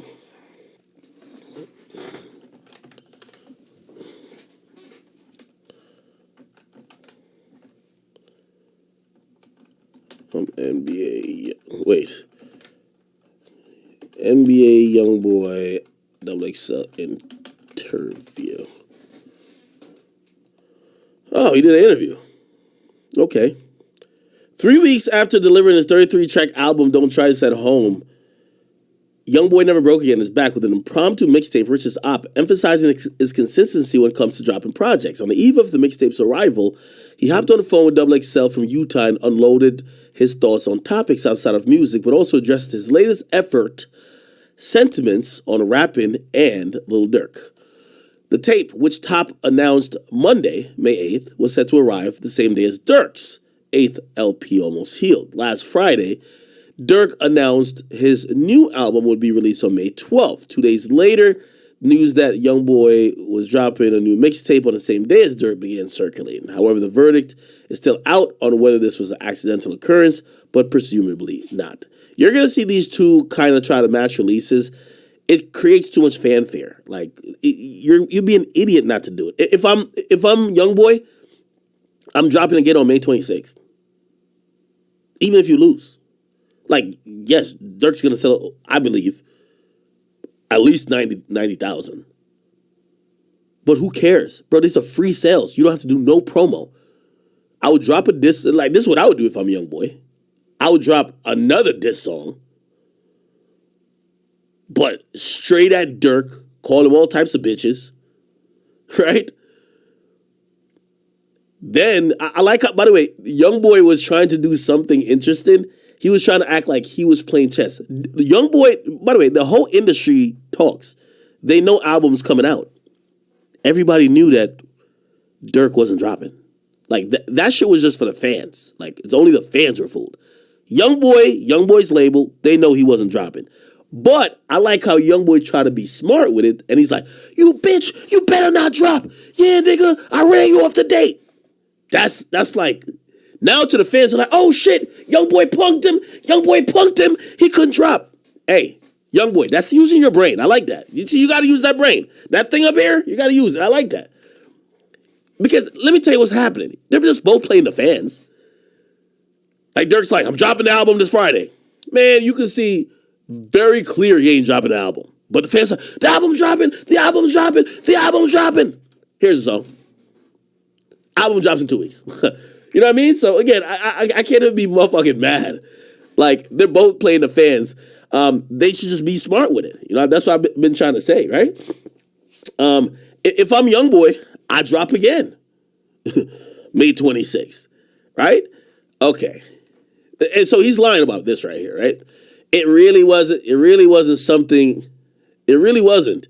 I guess he says it's not. It wasn't planned. He's like, it was just something. Let me just read it. It really wasn't something that I just had planned. So I felt disrespected about something that went on.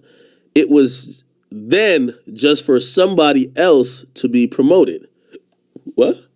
So I felt like, shit, bitch, don't play with me. I stay ready. So I'm just laying down my law and letting the nigga know I'm here to stay. It's my game and my rules. While it's unclear who struck this particular chord of Baton Rouge, Louisiana rapper, he did expound on DJ Akademiks' prior comments regarding his record sales for Don't Try This at Home. For reference, Ak tweeted on April 28th that he sold 62,000. Now, he's not talking about, for whoever who wrote this article, Youngboy saw my stream where I was, and then he saw the tweet where I said, "My homie dissed me for some sales." So that's what he was addressing, not his. I tweet everybody numbers out. He says, "It's really like this when it comes to the numbers. I feel like, man, music don't even sell and all that shit. It used sell all that shit. It used to sell anymore. Man, there's so much shit behind this internet, behind the DSP sales and all of that. It's so much shit behind that shit that people don't know about that I ain't finna explain because I don't give a fuck about it." That's cap. That's one thing I've realized. You know, I've analyzed. I've came to a few realizations when it came to Youngboy, and these are just realizations that you know. I live and I learn. I thought me and him were friends. He did definitely not see it that way. You know what I mean? So we're acquaintances and nothing more. Secondly, there were things and demeanors that I believe I took away from conversation with him that I thought were reality. I've realized that was definitely not true. Youngboy not only pays attention, like when I used to talk to him, he used to be like, yo, he don't pay attention to nothing and he don't know sales. He act like he doesn't know nothing about nothing. Come to find out, he's more in touch and more probably anal about all of these things we're talking about than he'll ever admit, because it's cool to look unbothered. Now I don't know nothing about sales, but your team circulates numbers that you're the most streamed artist. Like, you get what I'm saying? So that's another thing I've realized. So he has a particular skill of, kind of seeming like he doesn't give a fuck, like he's unbothered or he doesn't whatever. He's not tapped in, but he is. By the way, also, if he didn't care about sales, he wouldn't tweet at me or get mad about when I said the sales thing. And then he says some bizarre thing. And he says, touching on what rap really means to him, he said, I rap. Man, rapping is my therapy. Now, I do believe that is true. I do believe rapping is therapy. That's how I feed my family. Well, see, you're rapping for your therapy, but it's a business. When you say feed your family, it's a business. The reason why you could demand the money you demand is because you're selling. You know what I mean? Like, let's not get that lost. Nobody's saying that you're a money-hungry nigga. Like, you definitely are rapping for the art, and you do a good job of it. But this is a business. The reason why you drop as much, the reason why I would imagine you care somewhat about sales is that you know your worth. You know that when Atlantic won't give you a certain amount of money that you know you deserve based on what you've sold, you get up and leave. This whole I don't give a fuck attitude, it's not true, right? He says, that's what I do it for. I don't give a fuck about no sales. I just had to let him know that. You do give a fuck about sales. That's a fact. Said that you can't even manipulate me with that shit. That was a very confusing thing. I heard him tweet that too. I saw him tweet that too. How the fuck am I? How could I manipulate you with sales? Bro, you're either doing good or you're doing not. You're not doing good. Like if you sell 120, oh great. You don't sell 120, it's consumption. The numbers are the numbers. Men lie, women lie, numbers don't. All right? It says, so stop trying to throw that statement out there. Nigga, I'm paid. We all know that. The baby has made $30-40 million in his career. But if he drops an album, he probably won't sell good right now. Like, we're not talking about if niggas is broke. We're talking about sales. Is your music being consumed? That's the point of sales. That's it.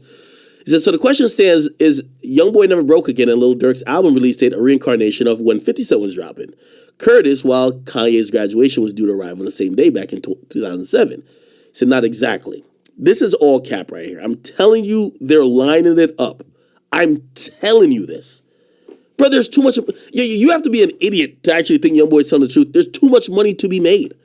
I just told you, both of these guys took a W. Their songs are doing amazing. Youngboy's album is doing better than his last mixtape, right? No, his current mixtape's doing better than his last mixtapes, and it's almost matching what his last album did.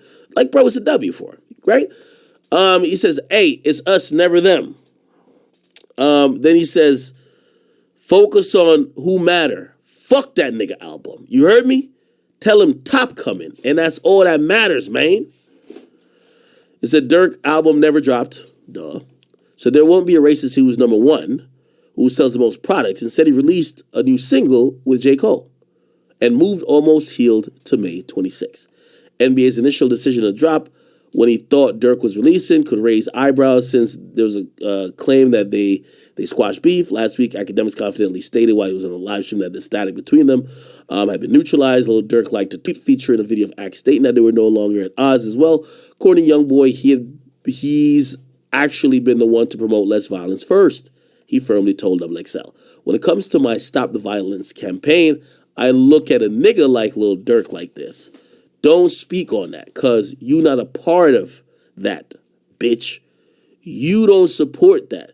So as all this thing going on, man, don't bring up my Stop the Violence campaign, because at the time I'm on it, was nobody on with that shit, bruh.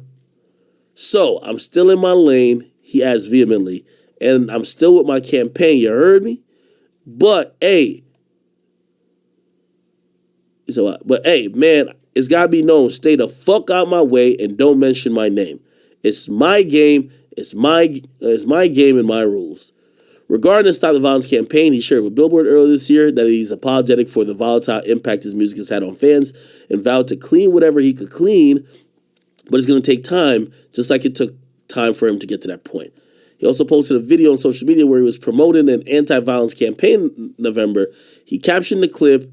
He says, "I'm dead serious for that shit.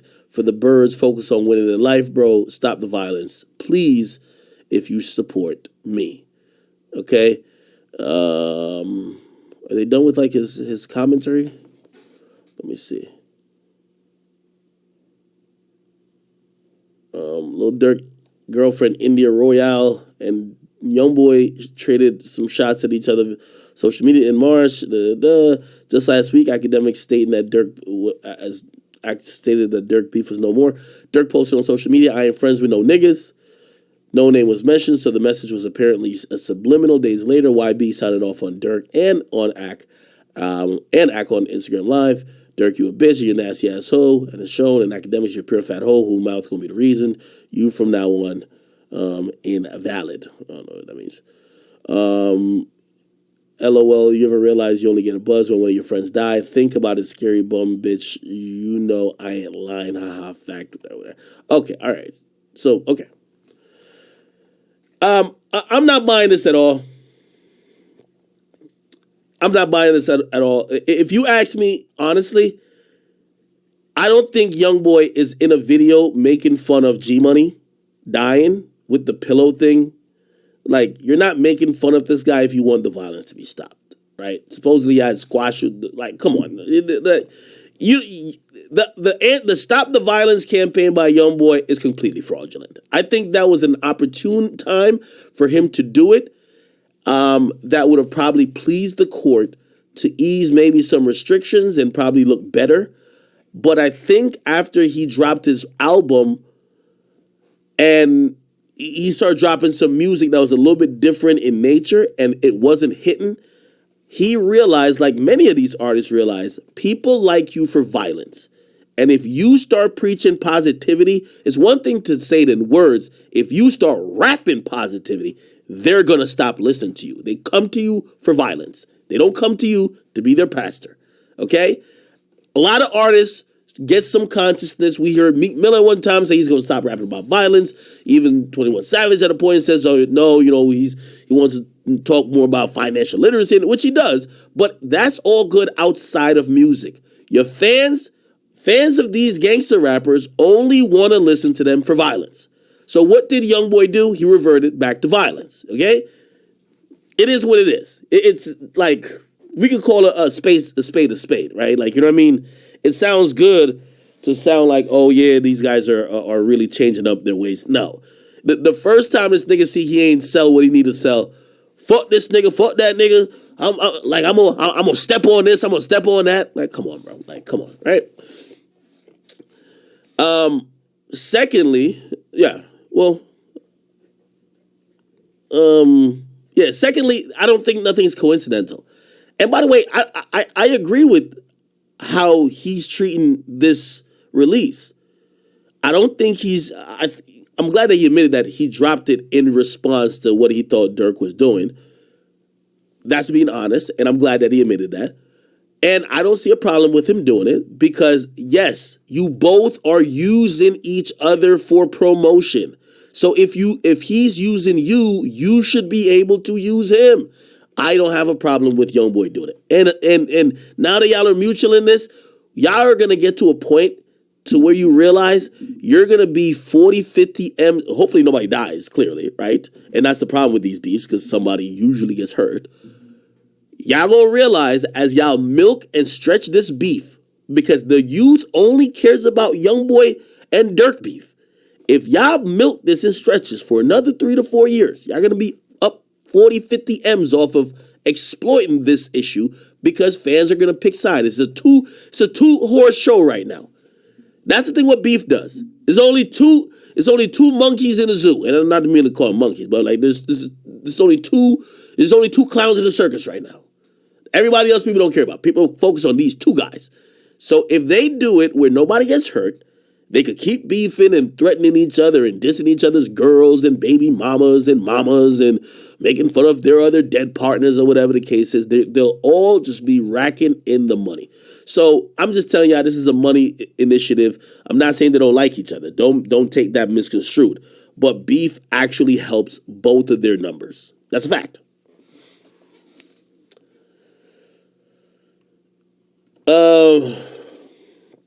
Yeah.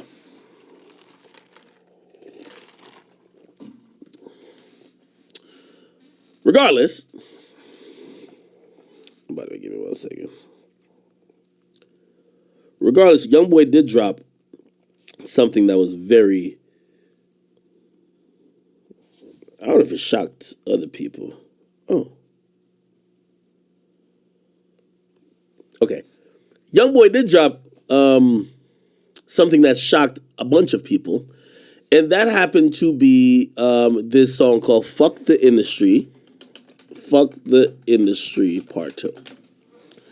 Now, he dissed a bunch of people in the song. And in him dissing people in the song, it kind of revealed his thoughts towards certain shit. This fuck the industry thing made me realize,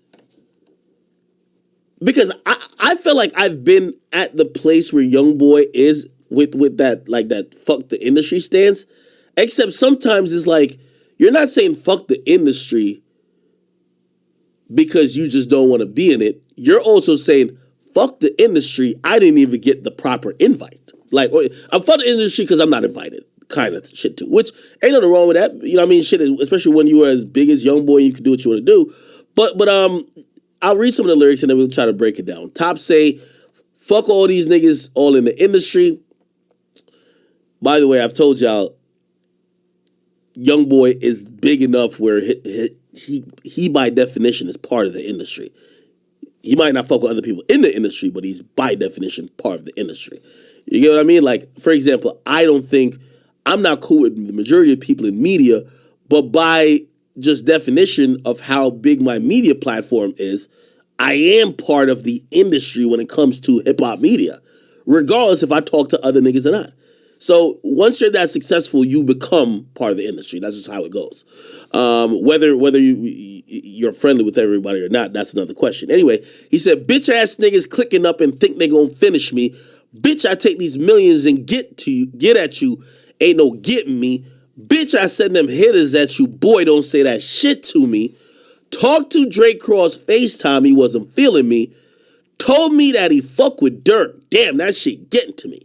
Now, I'm going to be honest with you. I think this right here told me one important thing. Youngboy is affected by the fact that he's not as liked as Dirk. He is affected by it. Through all of the bitch, fuck you, fuck this, fuck that, which he constantly portrays as his image, it bothers him that maybe people he would want to work with, or maybe people he looks up to, I won't just say he looks up to anybody, but they don't fuck with him, and they might fuck with the person he doesn't like. Or in this rare case, the person, they're not saying they don't fuck with him, but they're saying that they're friends with someone that clearly doesn't like him, right? He said, talk to Drake Cross FaceTime, he wasn't feeling me. Told me that he fuck with Dirk, damn, that shit's getting me. Told me that he liked the shit I'm doing, but he can't do shit with me. So when we cross our ways, fuck what you say, bitch, you the enemy. Now that's an interesting sequence of events, because Youngboy comes off as a insecure 22-year-old. And what I mean by that is, you really want some acceptance from Drake. Clearly, you know what I mean? Because you could look at this as two ways. Number one, and by the way, I got some criticism for Drake too, don't worry. The nigga's being a man by saying, yo, my man's is the nigga you beefing with, bro. We can't do nothing. He seems kind of hurt that Drake can't fuck with him because of that. Let's be honest, right? He literally says, damn, it's getting to me, right? Again, I've said my position on all of this is that this doesn't mean, because I heard some people trying to make this parallel, Youngboy's blackball. This don't mean Youngboy's blackball. This means Youngboy don't have friends. But you could know why Youngboy don't have friends. Look how he deals with his friends. That's why he don't have no friends. He's always operated solo. Once he got his clout, because he used to be the nigga hanging with a lot of people. You know what I mean? But like he used to stay at some crib with like Kodak and them. He used to stay with like 21. Like a lot of niggas have stories about Youngboy on the come up being really friendly with them. But at a certain point, he basically said, fuck all them niggas. Like he's not friends with none of them no more. And maybe there's deeper backstories to it. But regardless, this industry, which I'm telling you he's a part of, no matter if he wants to say he's not a part of it, he's just too big of an artist to not say he's a part of it.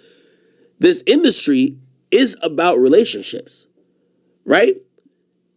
I'll say with me, I'm horrible at making friends. I'm usually a little standoffish. I think Youngboy is probably just the worst at making friends. He don't try to get allies. And it's not about clicking up, because I hate when he keeps saying, yo, niggas is clicking up. Yo, Youngboy, you're not at war. You're signing millions of dollars of contracts and making some music, my guy. This isn't war. They're clicking up. Nah, Ukraine clicked up with NATO to try to beat Russia. No, my nigga, you're making motherfucking music. Nobody's clicking up. And also, this is another thing when Youngboy has to realize, he might be a narcissist too. Everybody has their own families. They come from their own cities. They got their own problems, their own beef, their own ops. They got their own shit going on. They're in this music shit to make money. Yes, do they get relationships with people? They have certain friends, and most of the shit is industry friends. Yes. But nobody's looking at every situation like, let's click up to get Youngboy. For what? Like, Youngboy, this is you. This is Drake. Like, he don't give a fuck what you do. You're dropping 900 songs to be ranked, or to be for your streaming numbers to be getting lapped by him 5 times. He drops one album. You and Drake are nothing close. I don't care what stats y'all keep putting out. Drake don't need to click up. Oh, we got to go get Youngboy. Who says that? Who the hell says that? So this whole they're clicking up to get at me shit. What?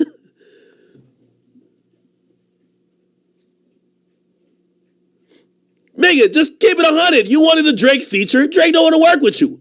Why Drake don't want to work with you? Because you probably had opportunities to make friends in this game. You didn't. Not Drake, your level of hotness, and maybe that's what's getting you confused. I'm telling you, is the asbestos in the ceilings in that Utah crib. Your level of hotness where you think that Drake would want to do a song with you, nigga, you're irrelevant to Drake. The fuck? Like, Drake don't give a fuck about it. Just like Dirk. Drake don't need to do a song with neither of y'all. So when I hear Drake's doing a song with Dirk, or he fucks with Dirk, I'm thinking that he's actually cool with Dirk. He likes him. It's like how he just likes Yachty for some odd reason. But they're friends. Yes, he likes Dirk. Yo, he has Dirk on his album shouting out his girl's makeup line. Yes, that's a friend. You're the antisocial nigga. Like, yeah, he don't give a fuck about doing a song with you. What does Drake look like? Nicki Minaj? Fuck out of here.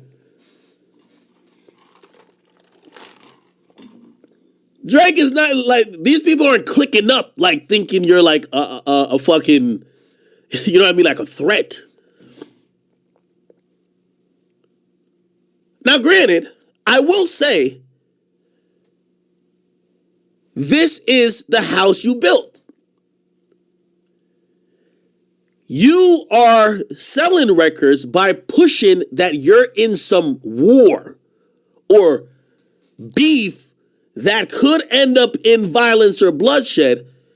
You're forcing dudes who happen to be street niggas to have to pick. Also, they don't know you. None of them know you. They're like, who's this nigga? You don't see YFN Lucci coming out and crying saying, yo, everybody clicked up with Thug. I couldn't get no feature. No, they just know we all cool with Thug. Thug don't like that nigga. They beefing in the streets. We're just not going to do music with you because we don't want to play both sides. It's really the only people who's supposed to kind of be in the, and I agree when 21 said this. It's supposed to be media niggas like me. It's supposed to be like in the middle, right? You would normally say niggas like Drake, but I ain't gonna lie. Drake be really locked in with some of these niggas. Drake is actually locked in with a lot of these niggas. Drake don't know you. Somebody said, now Drake's a street nigga. No, Drake's locked in with them. Like, Drake, those are his homies for whatever reason. But that's where you gotta take the good and the bad. This antisocial shit where you don't talk to nobody.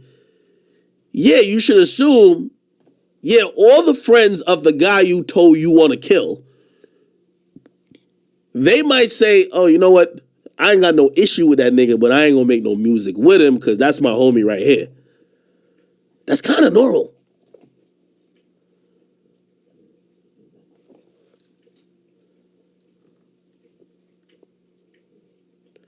Somebody says, but okay, let me ask you this. Doesn't YB know Drake fucks with Dirk?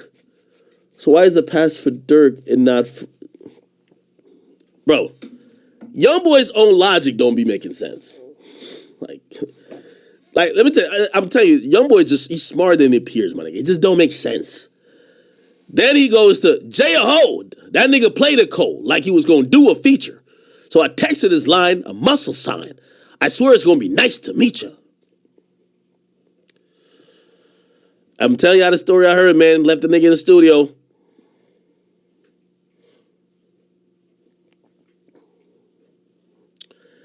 But this is the reason why I look at songs like this and I'm like, okay, if I didn't do a song, whatever, or let's say there was a little strained relationship, I could work on it. Once you diss a nigga, you just seem like you're just dissing him because you think he's clicking up? You think he cares? You think J. Cole, the nigga he's a 3-point specialist that comes off, he's a 13-man on the bench in Ghana.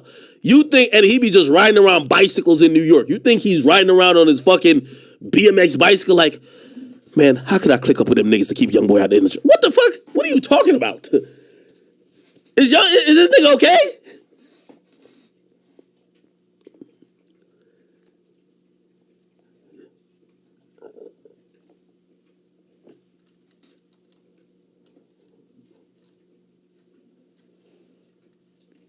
Now, I'll give you another example. And put it like this. I'll put this out there. It's the music business. Features fall through all the time. Did y'all know? Did y'all know that Youngboy promised 6ix9ine a feature? 6ix9ine called me a million times. Could you call him? Could you call him? Could you call him? Could you call him? Could you call him? Please, I sent 5 songs. Please, please. I'm like, 6ix9ine, he'll do it if he want to. The fuck? You never did a feature. You said it on live. You say you would. 6ix9ine hit me up. Yo, shit, I bet. Yo, connect that. I'm going to send a song. All right, whatever. Y'all can do your thing. You talk to the nigga on the phone. You say you're going to do the song. You ain't doing the song. He ain't call you a hoe. He can't call you a hoe because you could do it if you want to. You said you would, but you didn't want to. Fuck it. That's how it goes. So I'm just trying to use your same logic. J. Cole a hoe for doing essentially that.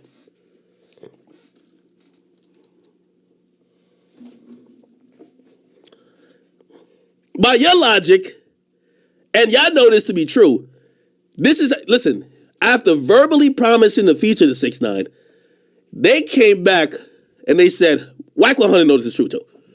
They said, it takes $1 million for 6ix9ine to clear the feature. Nigga, you said you would do the song with him. You said you'd rather do a song with 6ix9ine for the pussy niggas. Now it's $1 million? 6ix9ine was down to pay the $1 million. They come back, $2 million. You didn't want to do the feature, bro. Just tell him. Just tell him. So the same thing you're saying about J. Cole, you did too. You did the same thing. You could have, I remember even asking you on the phone, I said, bro, 6ix9ine is calling me like, yo, bro, yo, Ak, because I don't hate bothering people. I don't like being middleman. He say, yo, Ak, please, as my friend, could you just call him and ask him, like, bro, I'm gonna send him what, please, like, I'm like, yo, bro, I hate begging people for shit, and it's not even, I ain't got nothing to do with it. He was like, yo, bro, just try to see if you could get him to do it. He said he was gonna do it. I'm getting the feeling, I'm like, this nigga ain't about to do this song, man. Shit never happened. That's just what it is.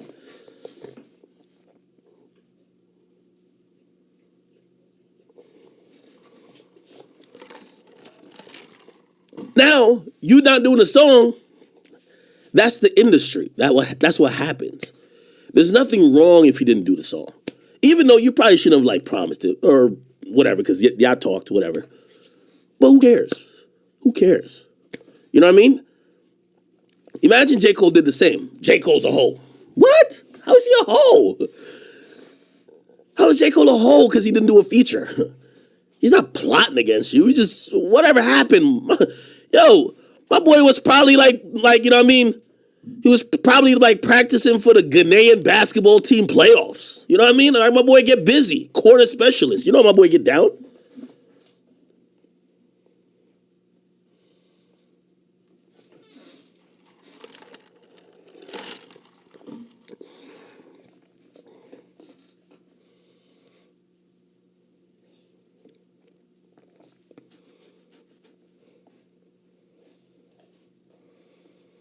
Somebody say he ain't confirm it. He just said he'll do it before he does it with Dirk. Nigga, 6ix9ine sent him the songs. They talked. Stop it, brother. Like, y'all not involved. Shut up. Tell you what happened. They talked. Nigga kept bugging me. I'm like, yo, please, I hate being the middleman. Because you just, I guess you promised this nigga a song. Could you do it? Or just, like, give him an update. Nigga said my mouth, something with his mouth and dentist. I'm like, all right, whatever. Spun the nigga for like 2 weeks or 2 months. And it was longer than that. It was like 3-4 months. Spun that nigga. 6ix9ine swore he was getting a song from Youngboy. Then they're like, yo, yeah, no, he'll do it, but he need $2 million. Shit.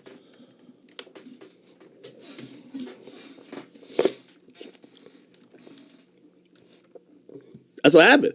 I think he should have just told that nigga from the get-go, be like, yo, bro, I was talking shit on live. I ain't gonna do no song with no fucking rat. Or, I don't know if he was gonna say that, but, or nigga, I ain't gonna do no song with you. Fuck that.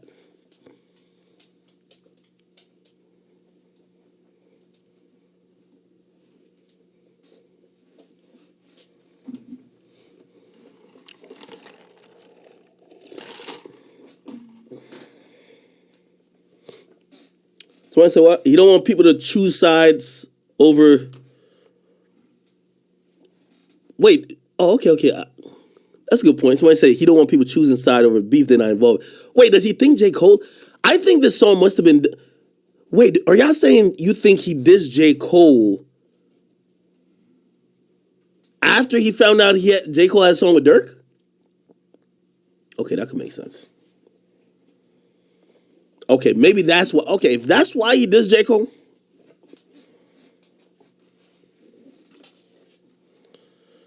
So is he taking it that, oh, you ducked doing a song with me, but you did a song with him? The only thing that wouldn't make sense, J. Cole was trying to do a song with him before and waited in the studio for 8 hours.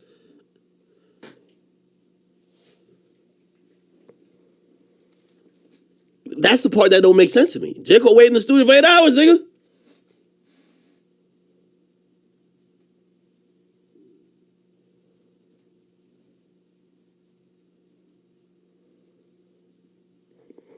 I know there's a lot of NBA Youngboy fans in here, and y'all are just trying to defend to death. Somebody say, yo, bro, he told streamers and reactors to pick a side. Yeah, that was a little odd, too. Like, what?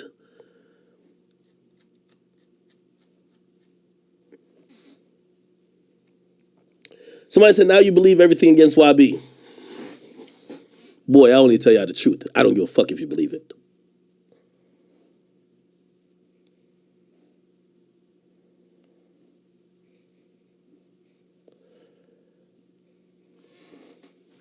I know the executive who set it up.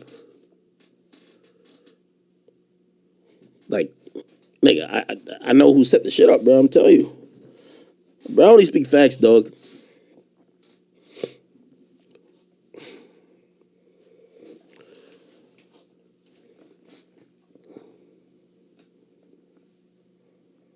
Someone said Kodak ain't pick a side. Now I think him and Kodak's issues has been just different. Like I don't think him and Kodak's issues is picking sides. I don't think him and Kodak issues is picking sides.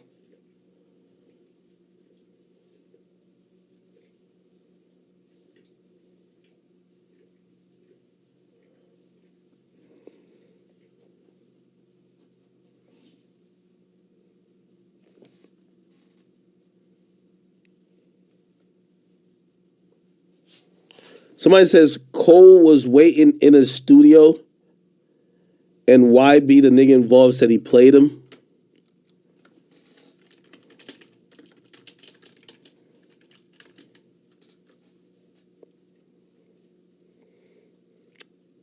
Hold on.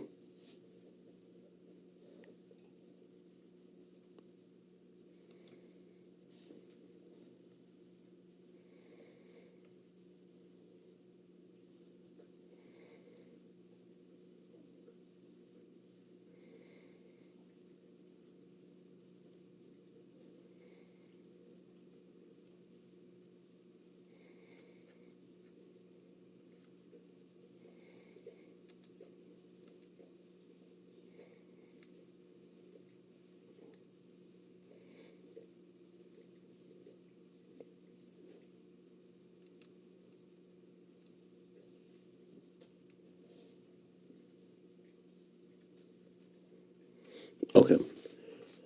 All right. Yeah, bro. Again, I don't know the nature of the timeline of what Youngboy talking about. I'm just telling you, nigga, very credible. There's a time that was when that nigga J. Cole was trying to do songs with all the gangster rappers, bro. They booked a session. The nigga went there. The nigga was waiting supposedly, and then what came back was that Youngboy wasn't in the right mental state, like, you know what I mean? And he didn't want to come in and fuck up the vibes, which kind of makes sense, but still, you know what I mean? So I don't know if it was that time or maybe it's another time. Yeah, if you ghosted me and now we got to work later, I might ghost you now. Sorry.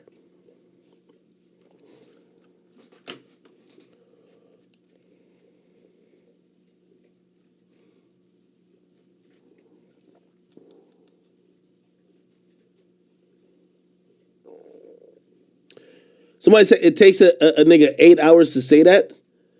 So I mean, I'm trying to, without giving because again, this is not like J. Cole hit up Youngboy, right?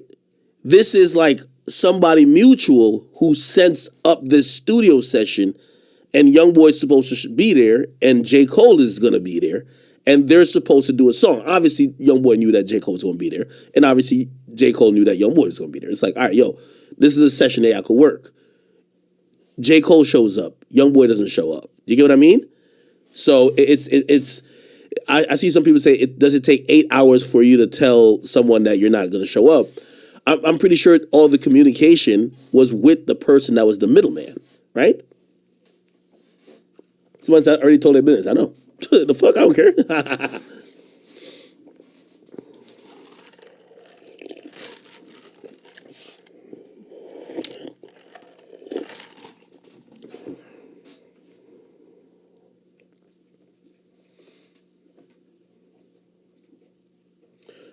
Didn't somebody say that Drake don't got to pick a side? I agree. Yeah, I agree. But I'm going to keep it real with you, though. I think the way Drake be, again, I don't know. I only know musical Drake. Drake be fucking with some of these niggas like he in the trenches with him, bro. So I can see why Drake was going to be like, nah, dog, like,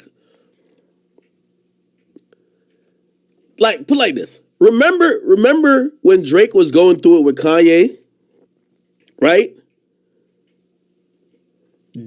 Dirk, who's from Chicago with Kanye, start throwing up CLB when Kanye starts showing love to his op. Who was his op? Ruga. So he start, yo, I'm fucking with CLB. You get what I mean? He started putting up some Nocta shit too. It was like, yo, I'm fucking with Drake. Trying to let me know, like, oh, where are you fucking with my op? I bet. What the fuck is my dog doing? Yo, bro, chill. That's a cord, my nigga.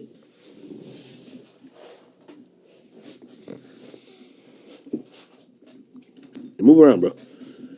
So I could see how maybe Drake probably think he's returning the favor, or he's just kind of keeping the same energy, where he's like, yo, if homie, like he wasn't fucking with Kanye West, fucking with his op, his new op, which is in music, ironically, which Ruga's in music too, but like, you know, that shit stemmed from Chicago. NBA Youngboy, I did 2 songs with Dirk. I'm showing him mad love. If I do a song with Youngboy, now it feel like I done switched sides on him type shit. So I think it's a show of respect for him to even be on the phone with Youngboy. Because if he really don't fuck with him, why even be on the phone? But he got on the phone with him. So I think he got on the phone with him to be like, yo, I ain't hating on you type shit. Like, shit, I see what you're doing, yo, you fired. Keep going. Youngboy was trying to get a feature. And he probably said, nah, I can't do nothing with that. I can't, we can't do no song type shit. Why y'all think Drake entitled to give every nigga a song?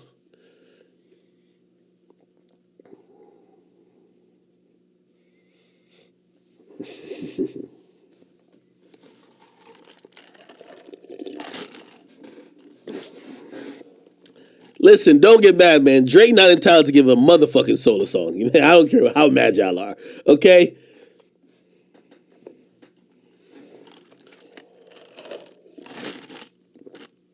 All right, the next diss. He said, pussy niggas trying to close the door. Bitch, you ain't heard back from Baton Rouge to that Noya? Yeah, we cut though, then we hate hoes. And bitch, I'm soldier down. Might play you close, but don't fuck around. I just try to pull an act off with them boys out of Atlanta town. Tats on my sleeve at night, can't sleep. I barely eat. Grew up in the streets. So I like that little rap.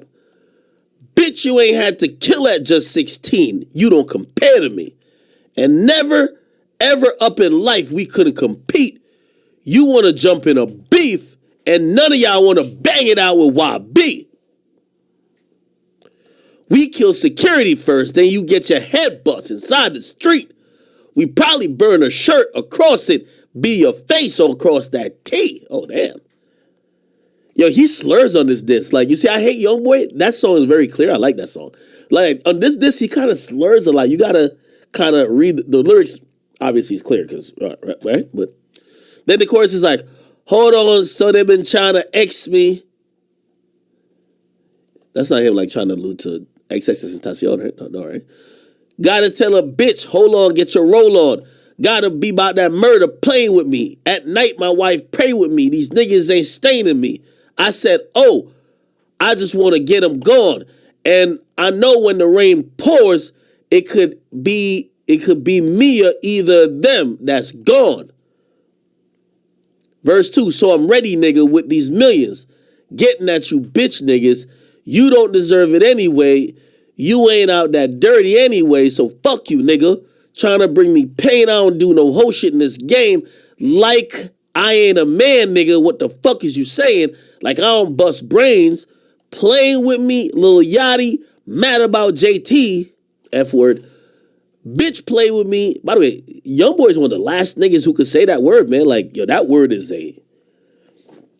that's a very, I'm surprised the DSPs didn't edit that out. Rappers nowadays don't really say that word.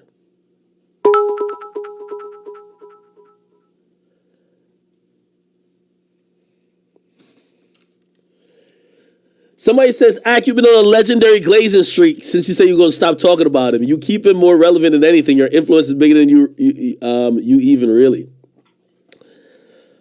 I mean, he's a huge part. Like, I mean, number one, I keep saying that he doesn't need me, but here's the thing with media, right? It's a great day when the artist, I always tell, for any media person that's coming up, it's a great day when the artist is talking to you. You part of the story. It's over. My job is just to talk. They make money when they rap. So all I gotta do is just keep talking and the cash goes in. So it's all good. Other than that, like, you know, shit, he's dropping an album. I haven't posted about him. But I don't think that matters because, you know, I don't think it matters. I think it's the conversation that keeps going on. Which, in a weird world, I've seen a comment about it. They say, yo, Ak, imagine if he did, like, well, people thought I was in on it. They're like, yo, imagine if Ak and Youngboy was in on this because this is, and not saying him just dissing me, but this whole shit, he's the number one conversation right now. Right? Bro. I don't know if he got that 200 IQ to fucking do that, but what the fuck? Bro.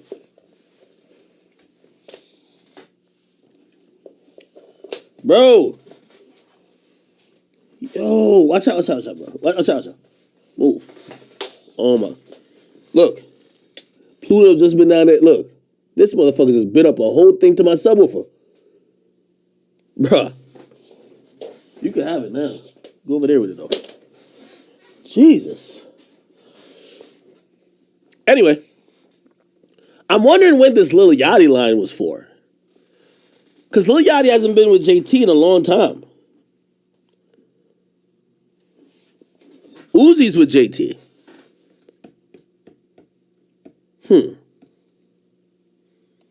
When was Yachty mad?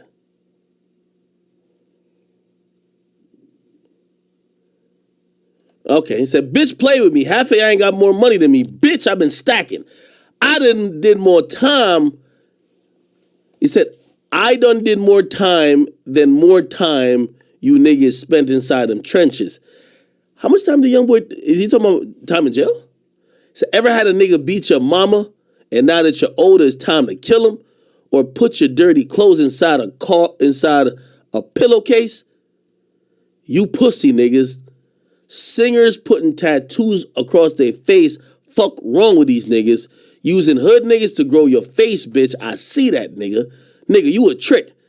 And that's how you know you'll never be in the you never be known in the trenches. Trying to think of something else to say. Trying to think of something else just to say, I hate you niggas. Nigga, bring your bold ass to Salt Lake. You a gangster, nigga. Go ask Jay Prince. I kill your daddy, bitch. I ain't worried, nigga. What is this about? I can't tell if he's dissing Jay Prince or not.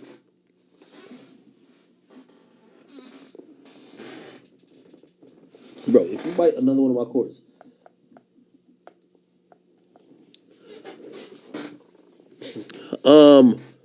He says, I got Stunner with me and bitch, I got a fee. No, I think he meant I got fee, that's his manager. I got Stunner with me and bitch, I got fee. That's to get the money with me. Yet, is he dissing Jay Prince?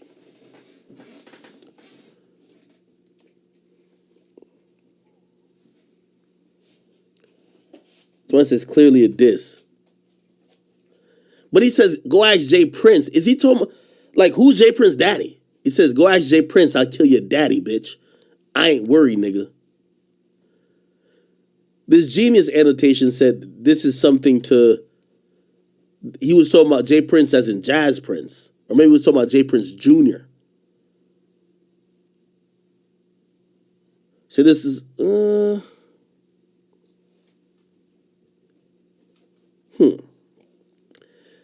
He says, I got Stunner with me.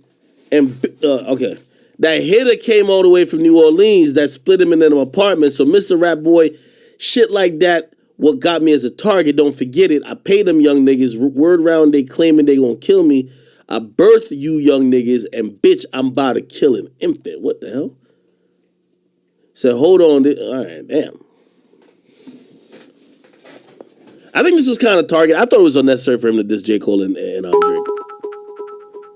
Say whatever you want. So I said, play the YB song from the Fast X movie. So I said, how much longer can YB rap from the crib and stay relevant with all this beef? He's starting to sound like a little boy who's mad that he's grounded in the house. His audience eats it up. I'm going to be honest with you. I think he could last 5 years in house arrest. His audience eats it up. I think his reputation before he got on house arrest, I don't think people question his gangsterism. I don't think people question if he's like that. So him talking hot shit, I think he could always do.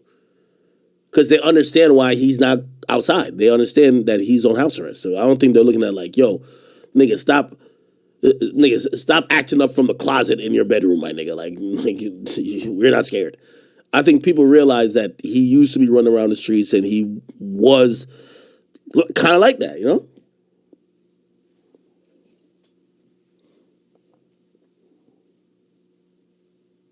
And also, I feel like Youngboy makes a genre of music that's like, it's like rebellious teen anger management music, just upset at everything, cursing for no reason, and just wanting to hurt somebody. I don't know. It's a little bit. I think kids, especially like 16-year-olds and 17-year-olds, I think they resonate with that. Just upset at the world. So I said a lot of people in the pen listen to Youngboy.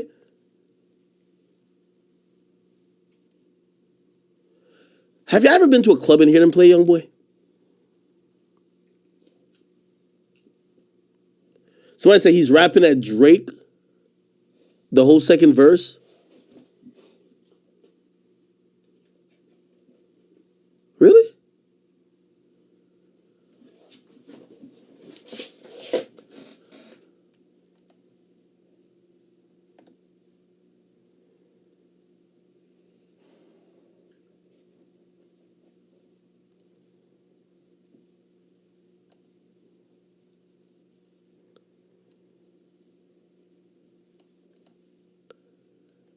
Wait, you just gave me a whole new perspective on it.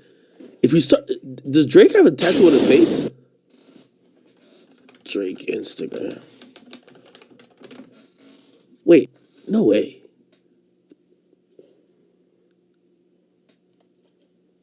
Nah, Drake don't got no face tat. Wait, is that a face tat right there? Nah, Drake don't got a face tat. Does Drake have a face tat?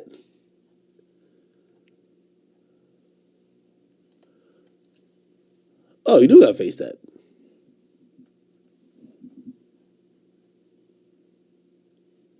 Is he calling Drake? He says singers putting tattoos across their face. Say across their face. I don't know if that's it. Fuck wrong with these niggas using hood niggas to grow your face, bitch. I see that, nigga. Nigga, you a trick. That's how you know you'll never be known in the trenches. Trying to think of something else just to say I hate you niggas. Nigga, bring your bold ass to Salt Lake. You a gangster, nigga. Oh, this line makes sense now if you think he's going at Drake. Go ask Jay Prince, I'll kill your daddy, bitch. Because, I mean, Drake basically called Jay Prince his dad. Damn near.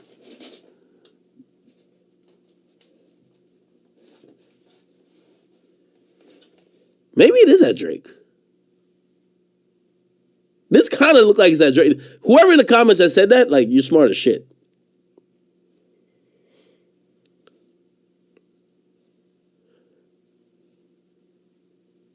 But this line don't make sense. I got Stunner with me.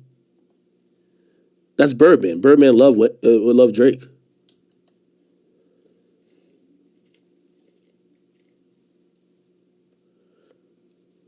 Huh.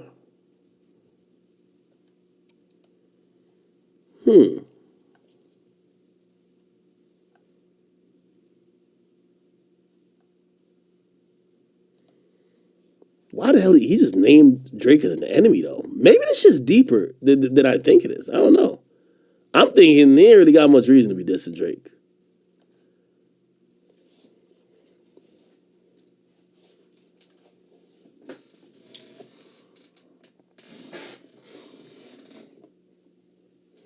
Okay. So it's obviously Birdman's with YB. Bro, like Birdman's making money still off Drake. So I said Stunner is not, bro. No, he calls Birdman Stunner. I know this is a fact. He calls Birdman Stunner.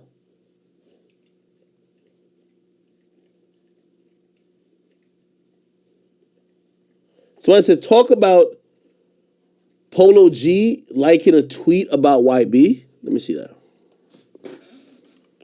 Polo G Twitter.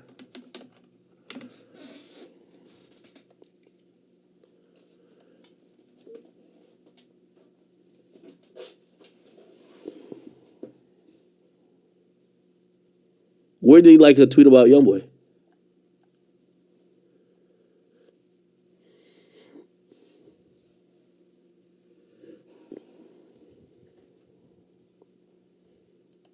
Nah, he never liked no tweet about Youngboy. Yeah, he probably liked it or unliked it. That's probably by mistake. Niggas be on Twitter, bro. If you liked it and let it stay up, that's what I can say. You know what I mean? Somebody says the second tweet.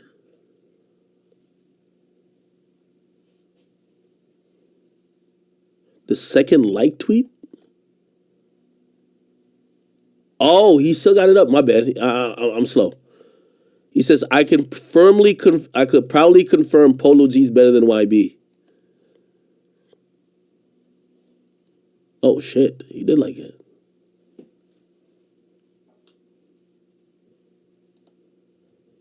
Yeah, I think Polo G is definitely rocking with Dirk. Yeah, I think this is a mistake.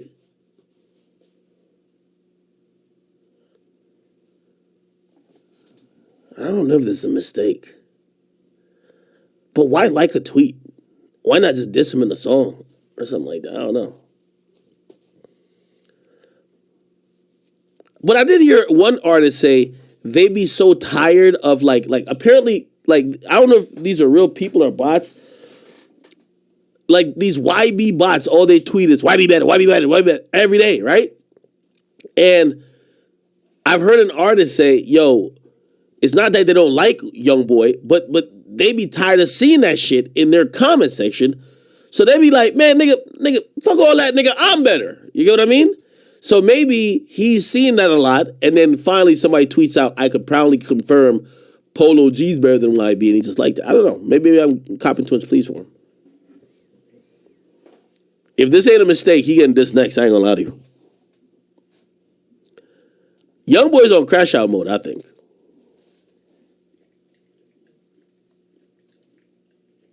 Somebody said, YB fans the male barbs?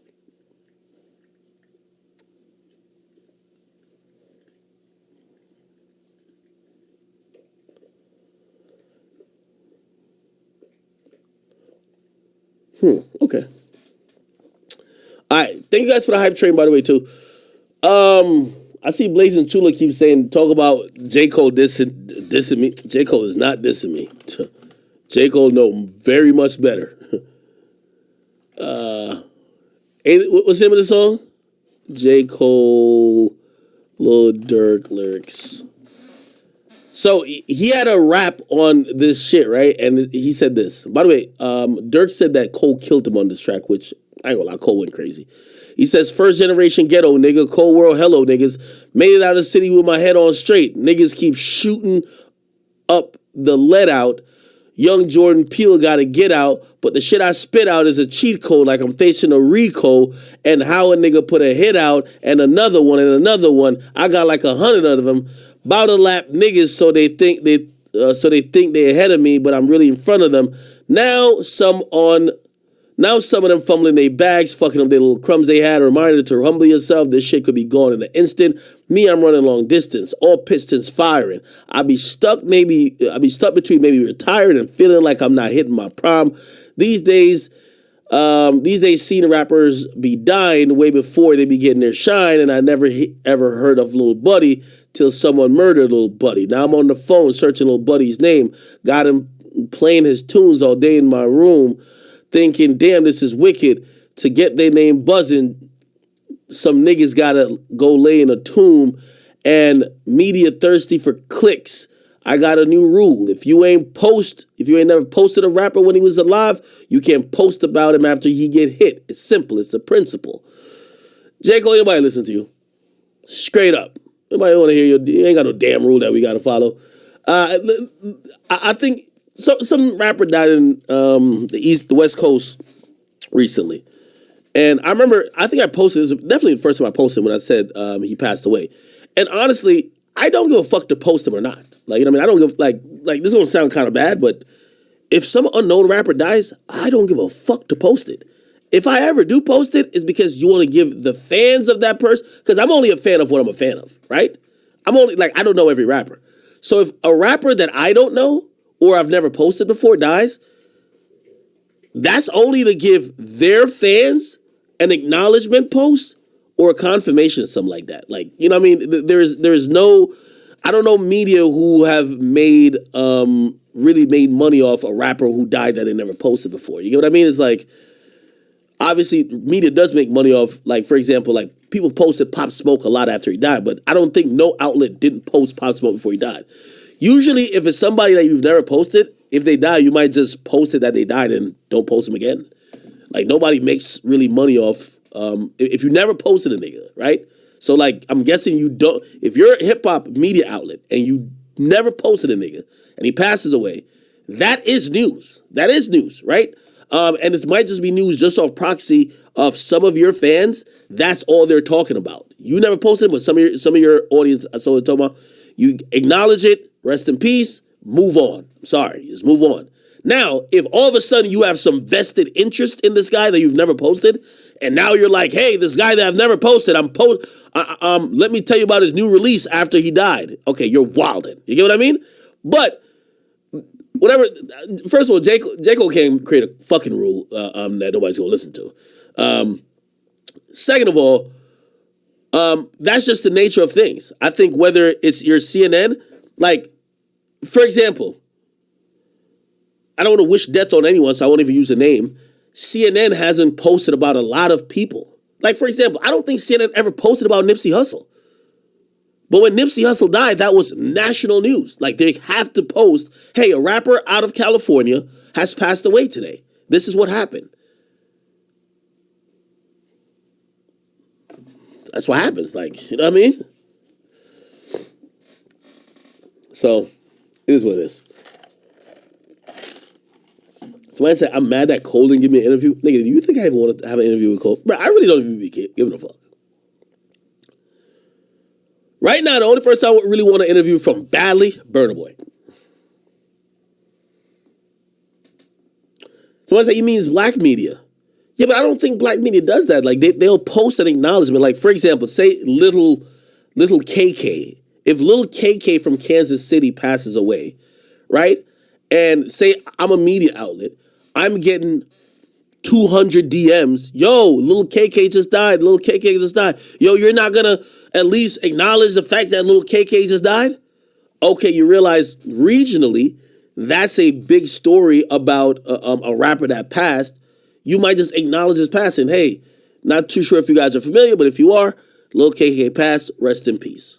Keep it, you know, again, this is rest in peace posts, especially as media outlets. I like to think it's supposed to be for, like, if you ever see me do a rest in peace like video, I hate doing those on YouTube. I always end with saying, yo, listen, this is really for the fans. Yo, drop a moment that y'all remember, a song, an album. Like, remember that person, right? I don't think that's being thirsty for clicks in a sense, unless you're doing some false shit.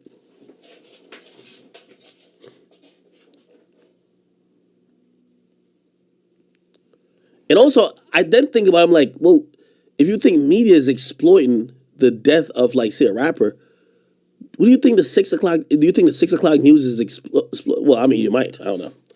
Regardless, I don't give a fuck what J. Cole says.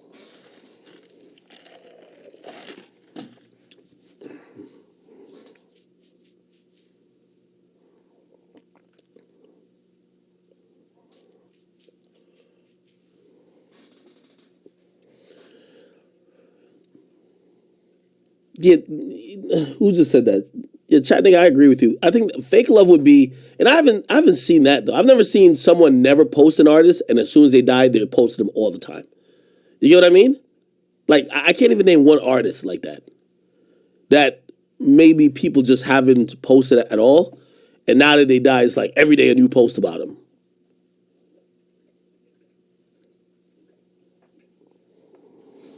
Okay, all right. Let me keep this shit moving, man.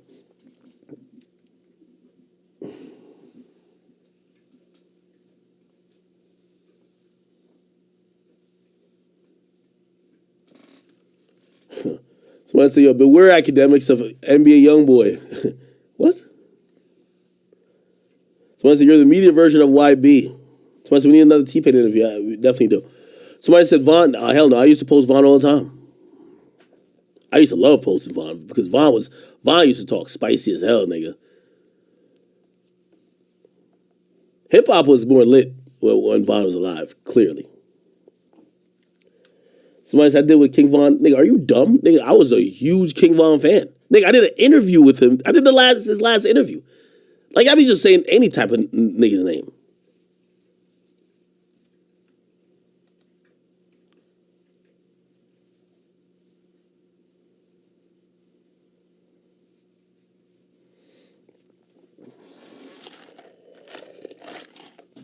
All right.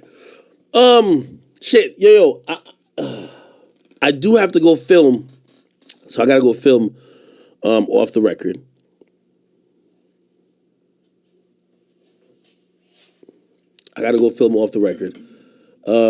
Give me some quick topics. Let me see if I can knock it out in 5 minutes or less. But I got to go film a episode of Off the Record. I will be back on tomorrow, so don't trip. You feel me? But I got to go film an episode of Off the Record. If you guys don't know, I dropped an episode today with Skilly Bang, popular Jamaican superstar, or Jamaican dancehall superstar. Like, he's really good, makes really good music. He's the dude with the wop, wop, wop, wop. So go listen to that Off the Record. I'm going to go film another episode, and I got to produce another episode today, too. And, yeah. Somebody says, Ak, are you on the job 24/7? Somebody says, Mikey Williams diss me. Who the hell's Mikey Williams? Oh, that's the basketball player?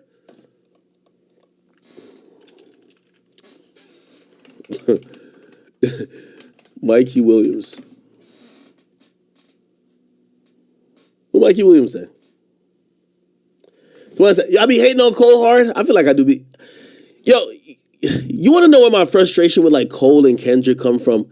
Bro, I hate that these rappers get so many people riding their dick and they don't drop music enough. Like, I like this new J. Cole song. Like, I like it. But I hate it when, like, he's like, yo, I think I want to retire. Like, he wants us to beg him not to retire. Like, no, nigga, go play on the Ghanaian basketball team. We don't give a fuck. Like, bro, like, do you love this shit or do you not, dog? Like, we not gonna be here and like these artists are acting like we gotta beg them to rap. Like, bro, I ain't got time for that, nigga. We good, nigga. Like, we good. Like, you don't gotta, like, we cool. The game gonna survive with or without y'all. Oh, I'm in between retiring and thinking I'm in my prime. Brother, get a therapist. I ain't got time for that shit, man. I ain't got time for, these rappers just coming with this all like, what the fuck? Nigga, get a therapist, nigga. Fuck, drop music and keep it going, nigga. Keep it going. Keep this shit going, bro.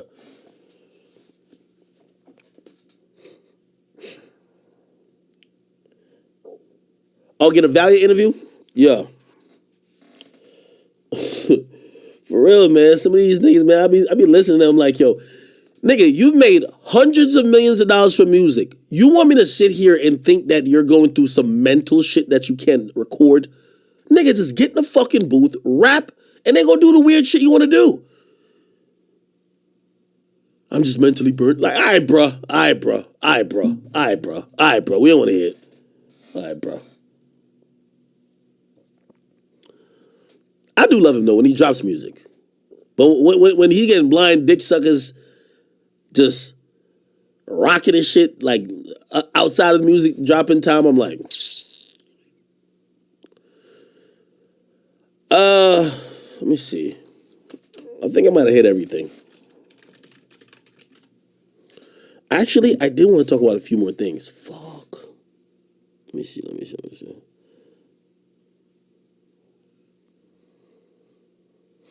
Ice Spice says she owns her masters. You want me to talk about that real quick? I can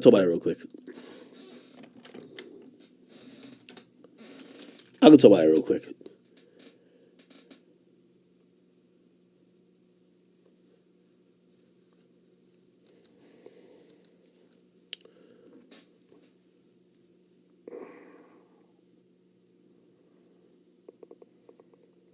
Hold on.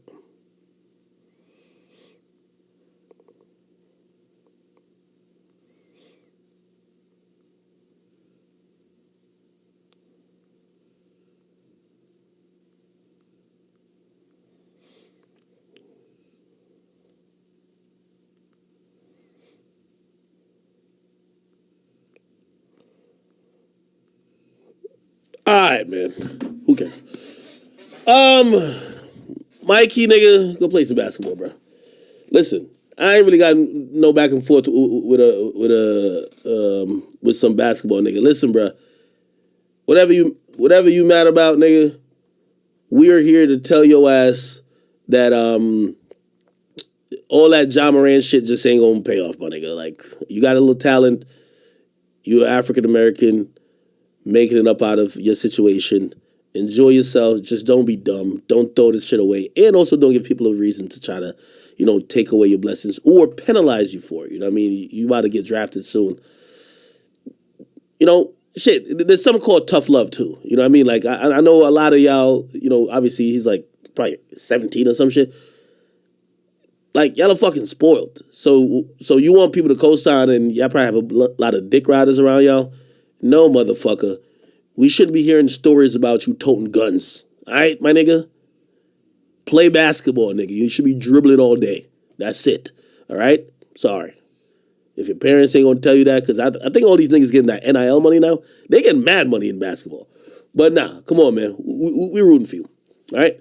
Hopefully we see you in the NBA and hopefully we win the ring. But other than that, he's like 17. He's like Bronny's age, right? Or he's like 16. All right. Anyway, oh yeah. Let me go play the Ice Spice shit real quick. I told y'all that Ice Spice was not signed to what the fuck? This is so bright on my face. Pause. I told you that Ice Spice was not signed to Nicki Minaj. She's been signed to 10K Projects. I told you I got a deal there too. And it goes through Capitol. And for anybody who thought that she was signed, she basically gave an explanation. Okay.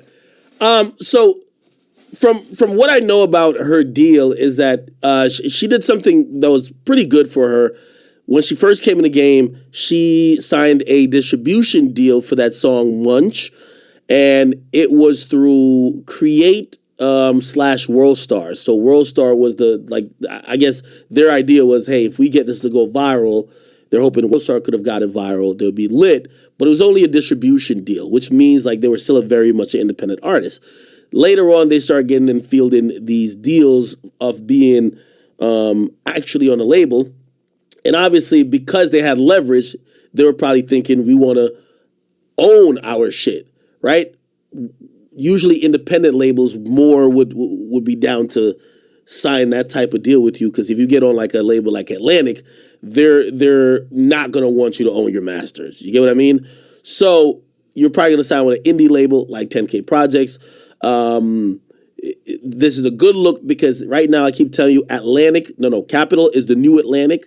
They got all the hot artists there. Everything is pumping through that machine. Youngboy's there, Kodak's there. Obviously Ice Spice, Trippy, Migos, Lil Baby. Everybody's there. They're like a hot label for like the young artists at the moment. So yeah, Capitol backs up 10K Projects.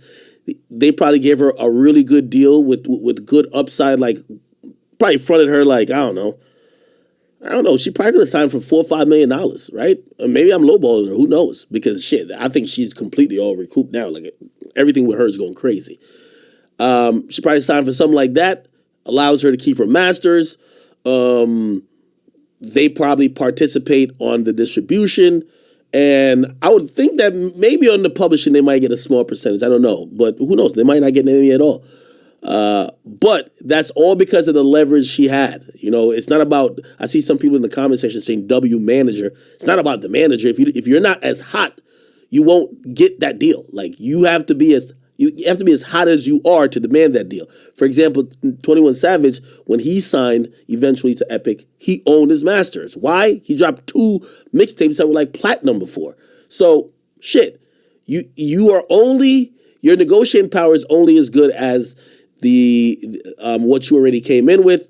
That's why for a lot of artists, if I could give any artist an advice here, what you want to do as you're coming up, you want to do distribution deals until you hit one.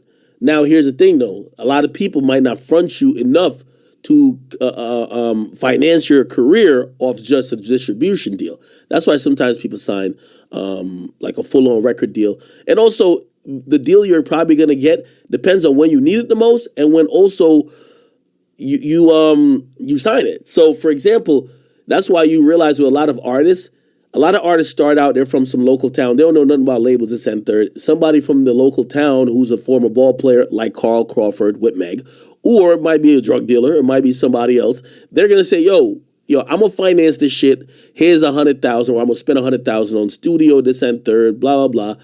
And that person now becomes really your label. You get what I mean? Like, you don't know it's your label because it's independent at that point. But later on, when you want to sign to the label, when Capitol, Interscope, or Atlantic come through, that hood nigga or that basketball player or whoever who gave you that money that was financing it, they're tied to you. So you could still kind of work it through, but again, you get to realize a label is just a financier.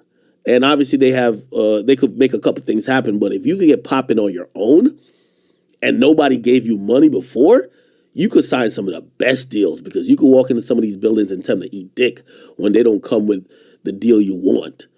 And what deal would you want? Listen, you want to treat it like the iTunes. This would be the best deal possible. Treat it like the iTunes Apple Store, my nigga. Feel me? The label gets a 30% fee off distribution, right? And they also give you a couple $1 million in advance to make the album. So you're spending their money to make the albums travel, this and third. They only recoup, or maybe sometimes it's a sliding scale. Maybe sometimes it'll be like 50-50 on the distribution scale until you recoup. Then it goes to like 70-30 or 80-20. But at least you get to move around a little bit. And again, that's if you are really like popping, right? So that would be like the really best case scenario. Also, you're not going to give up your publishing. Most artists on most labels, the label is going to own part of the publishing, not the entire thing, right? That's like back in the days when they used to take advantage of artists. Crazy.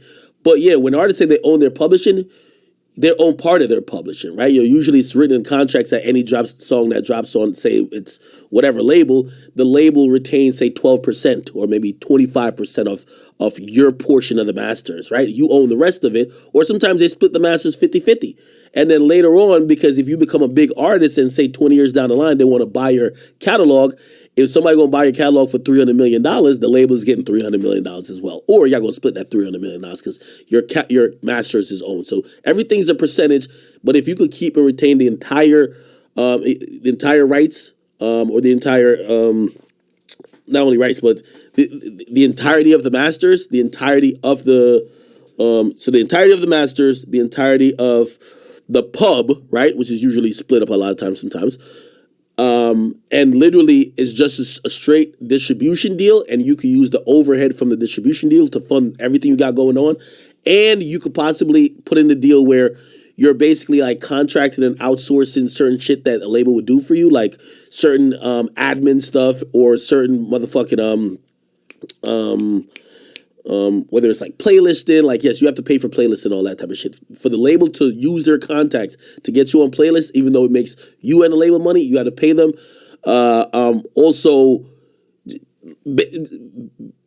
basically everything just comes off of that money you're bringing in. Again, they won't give it to many people unless you're mad profitable already. So you got to be lit.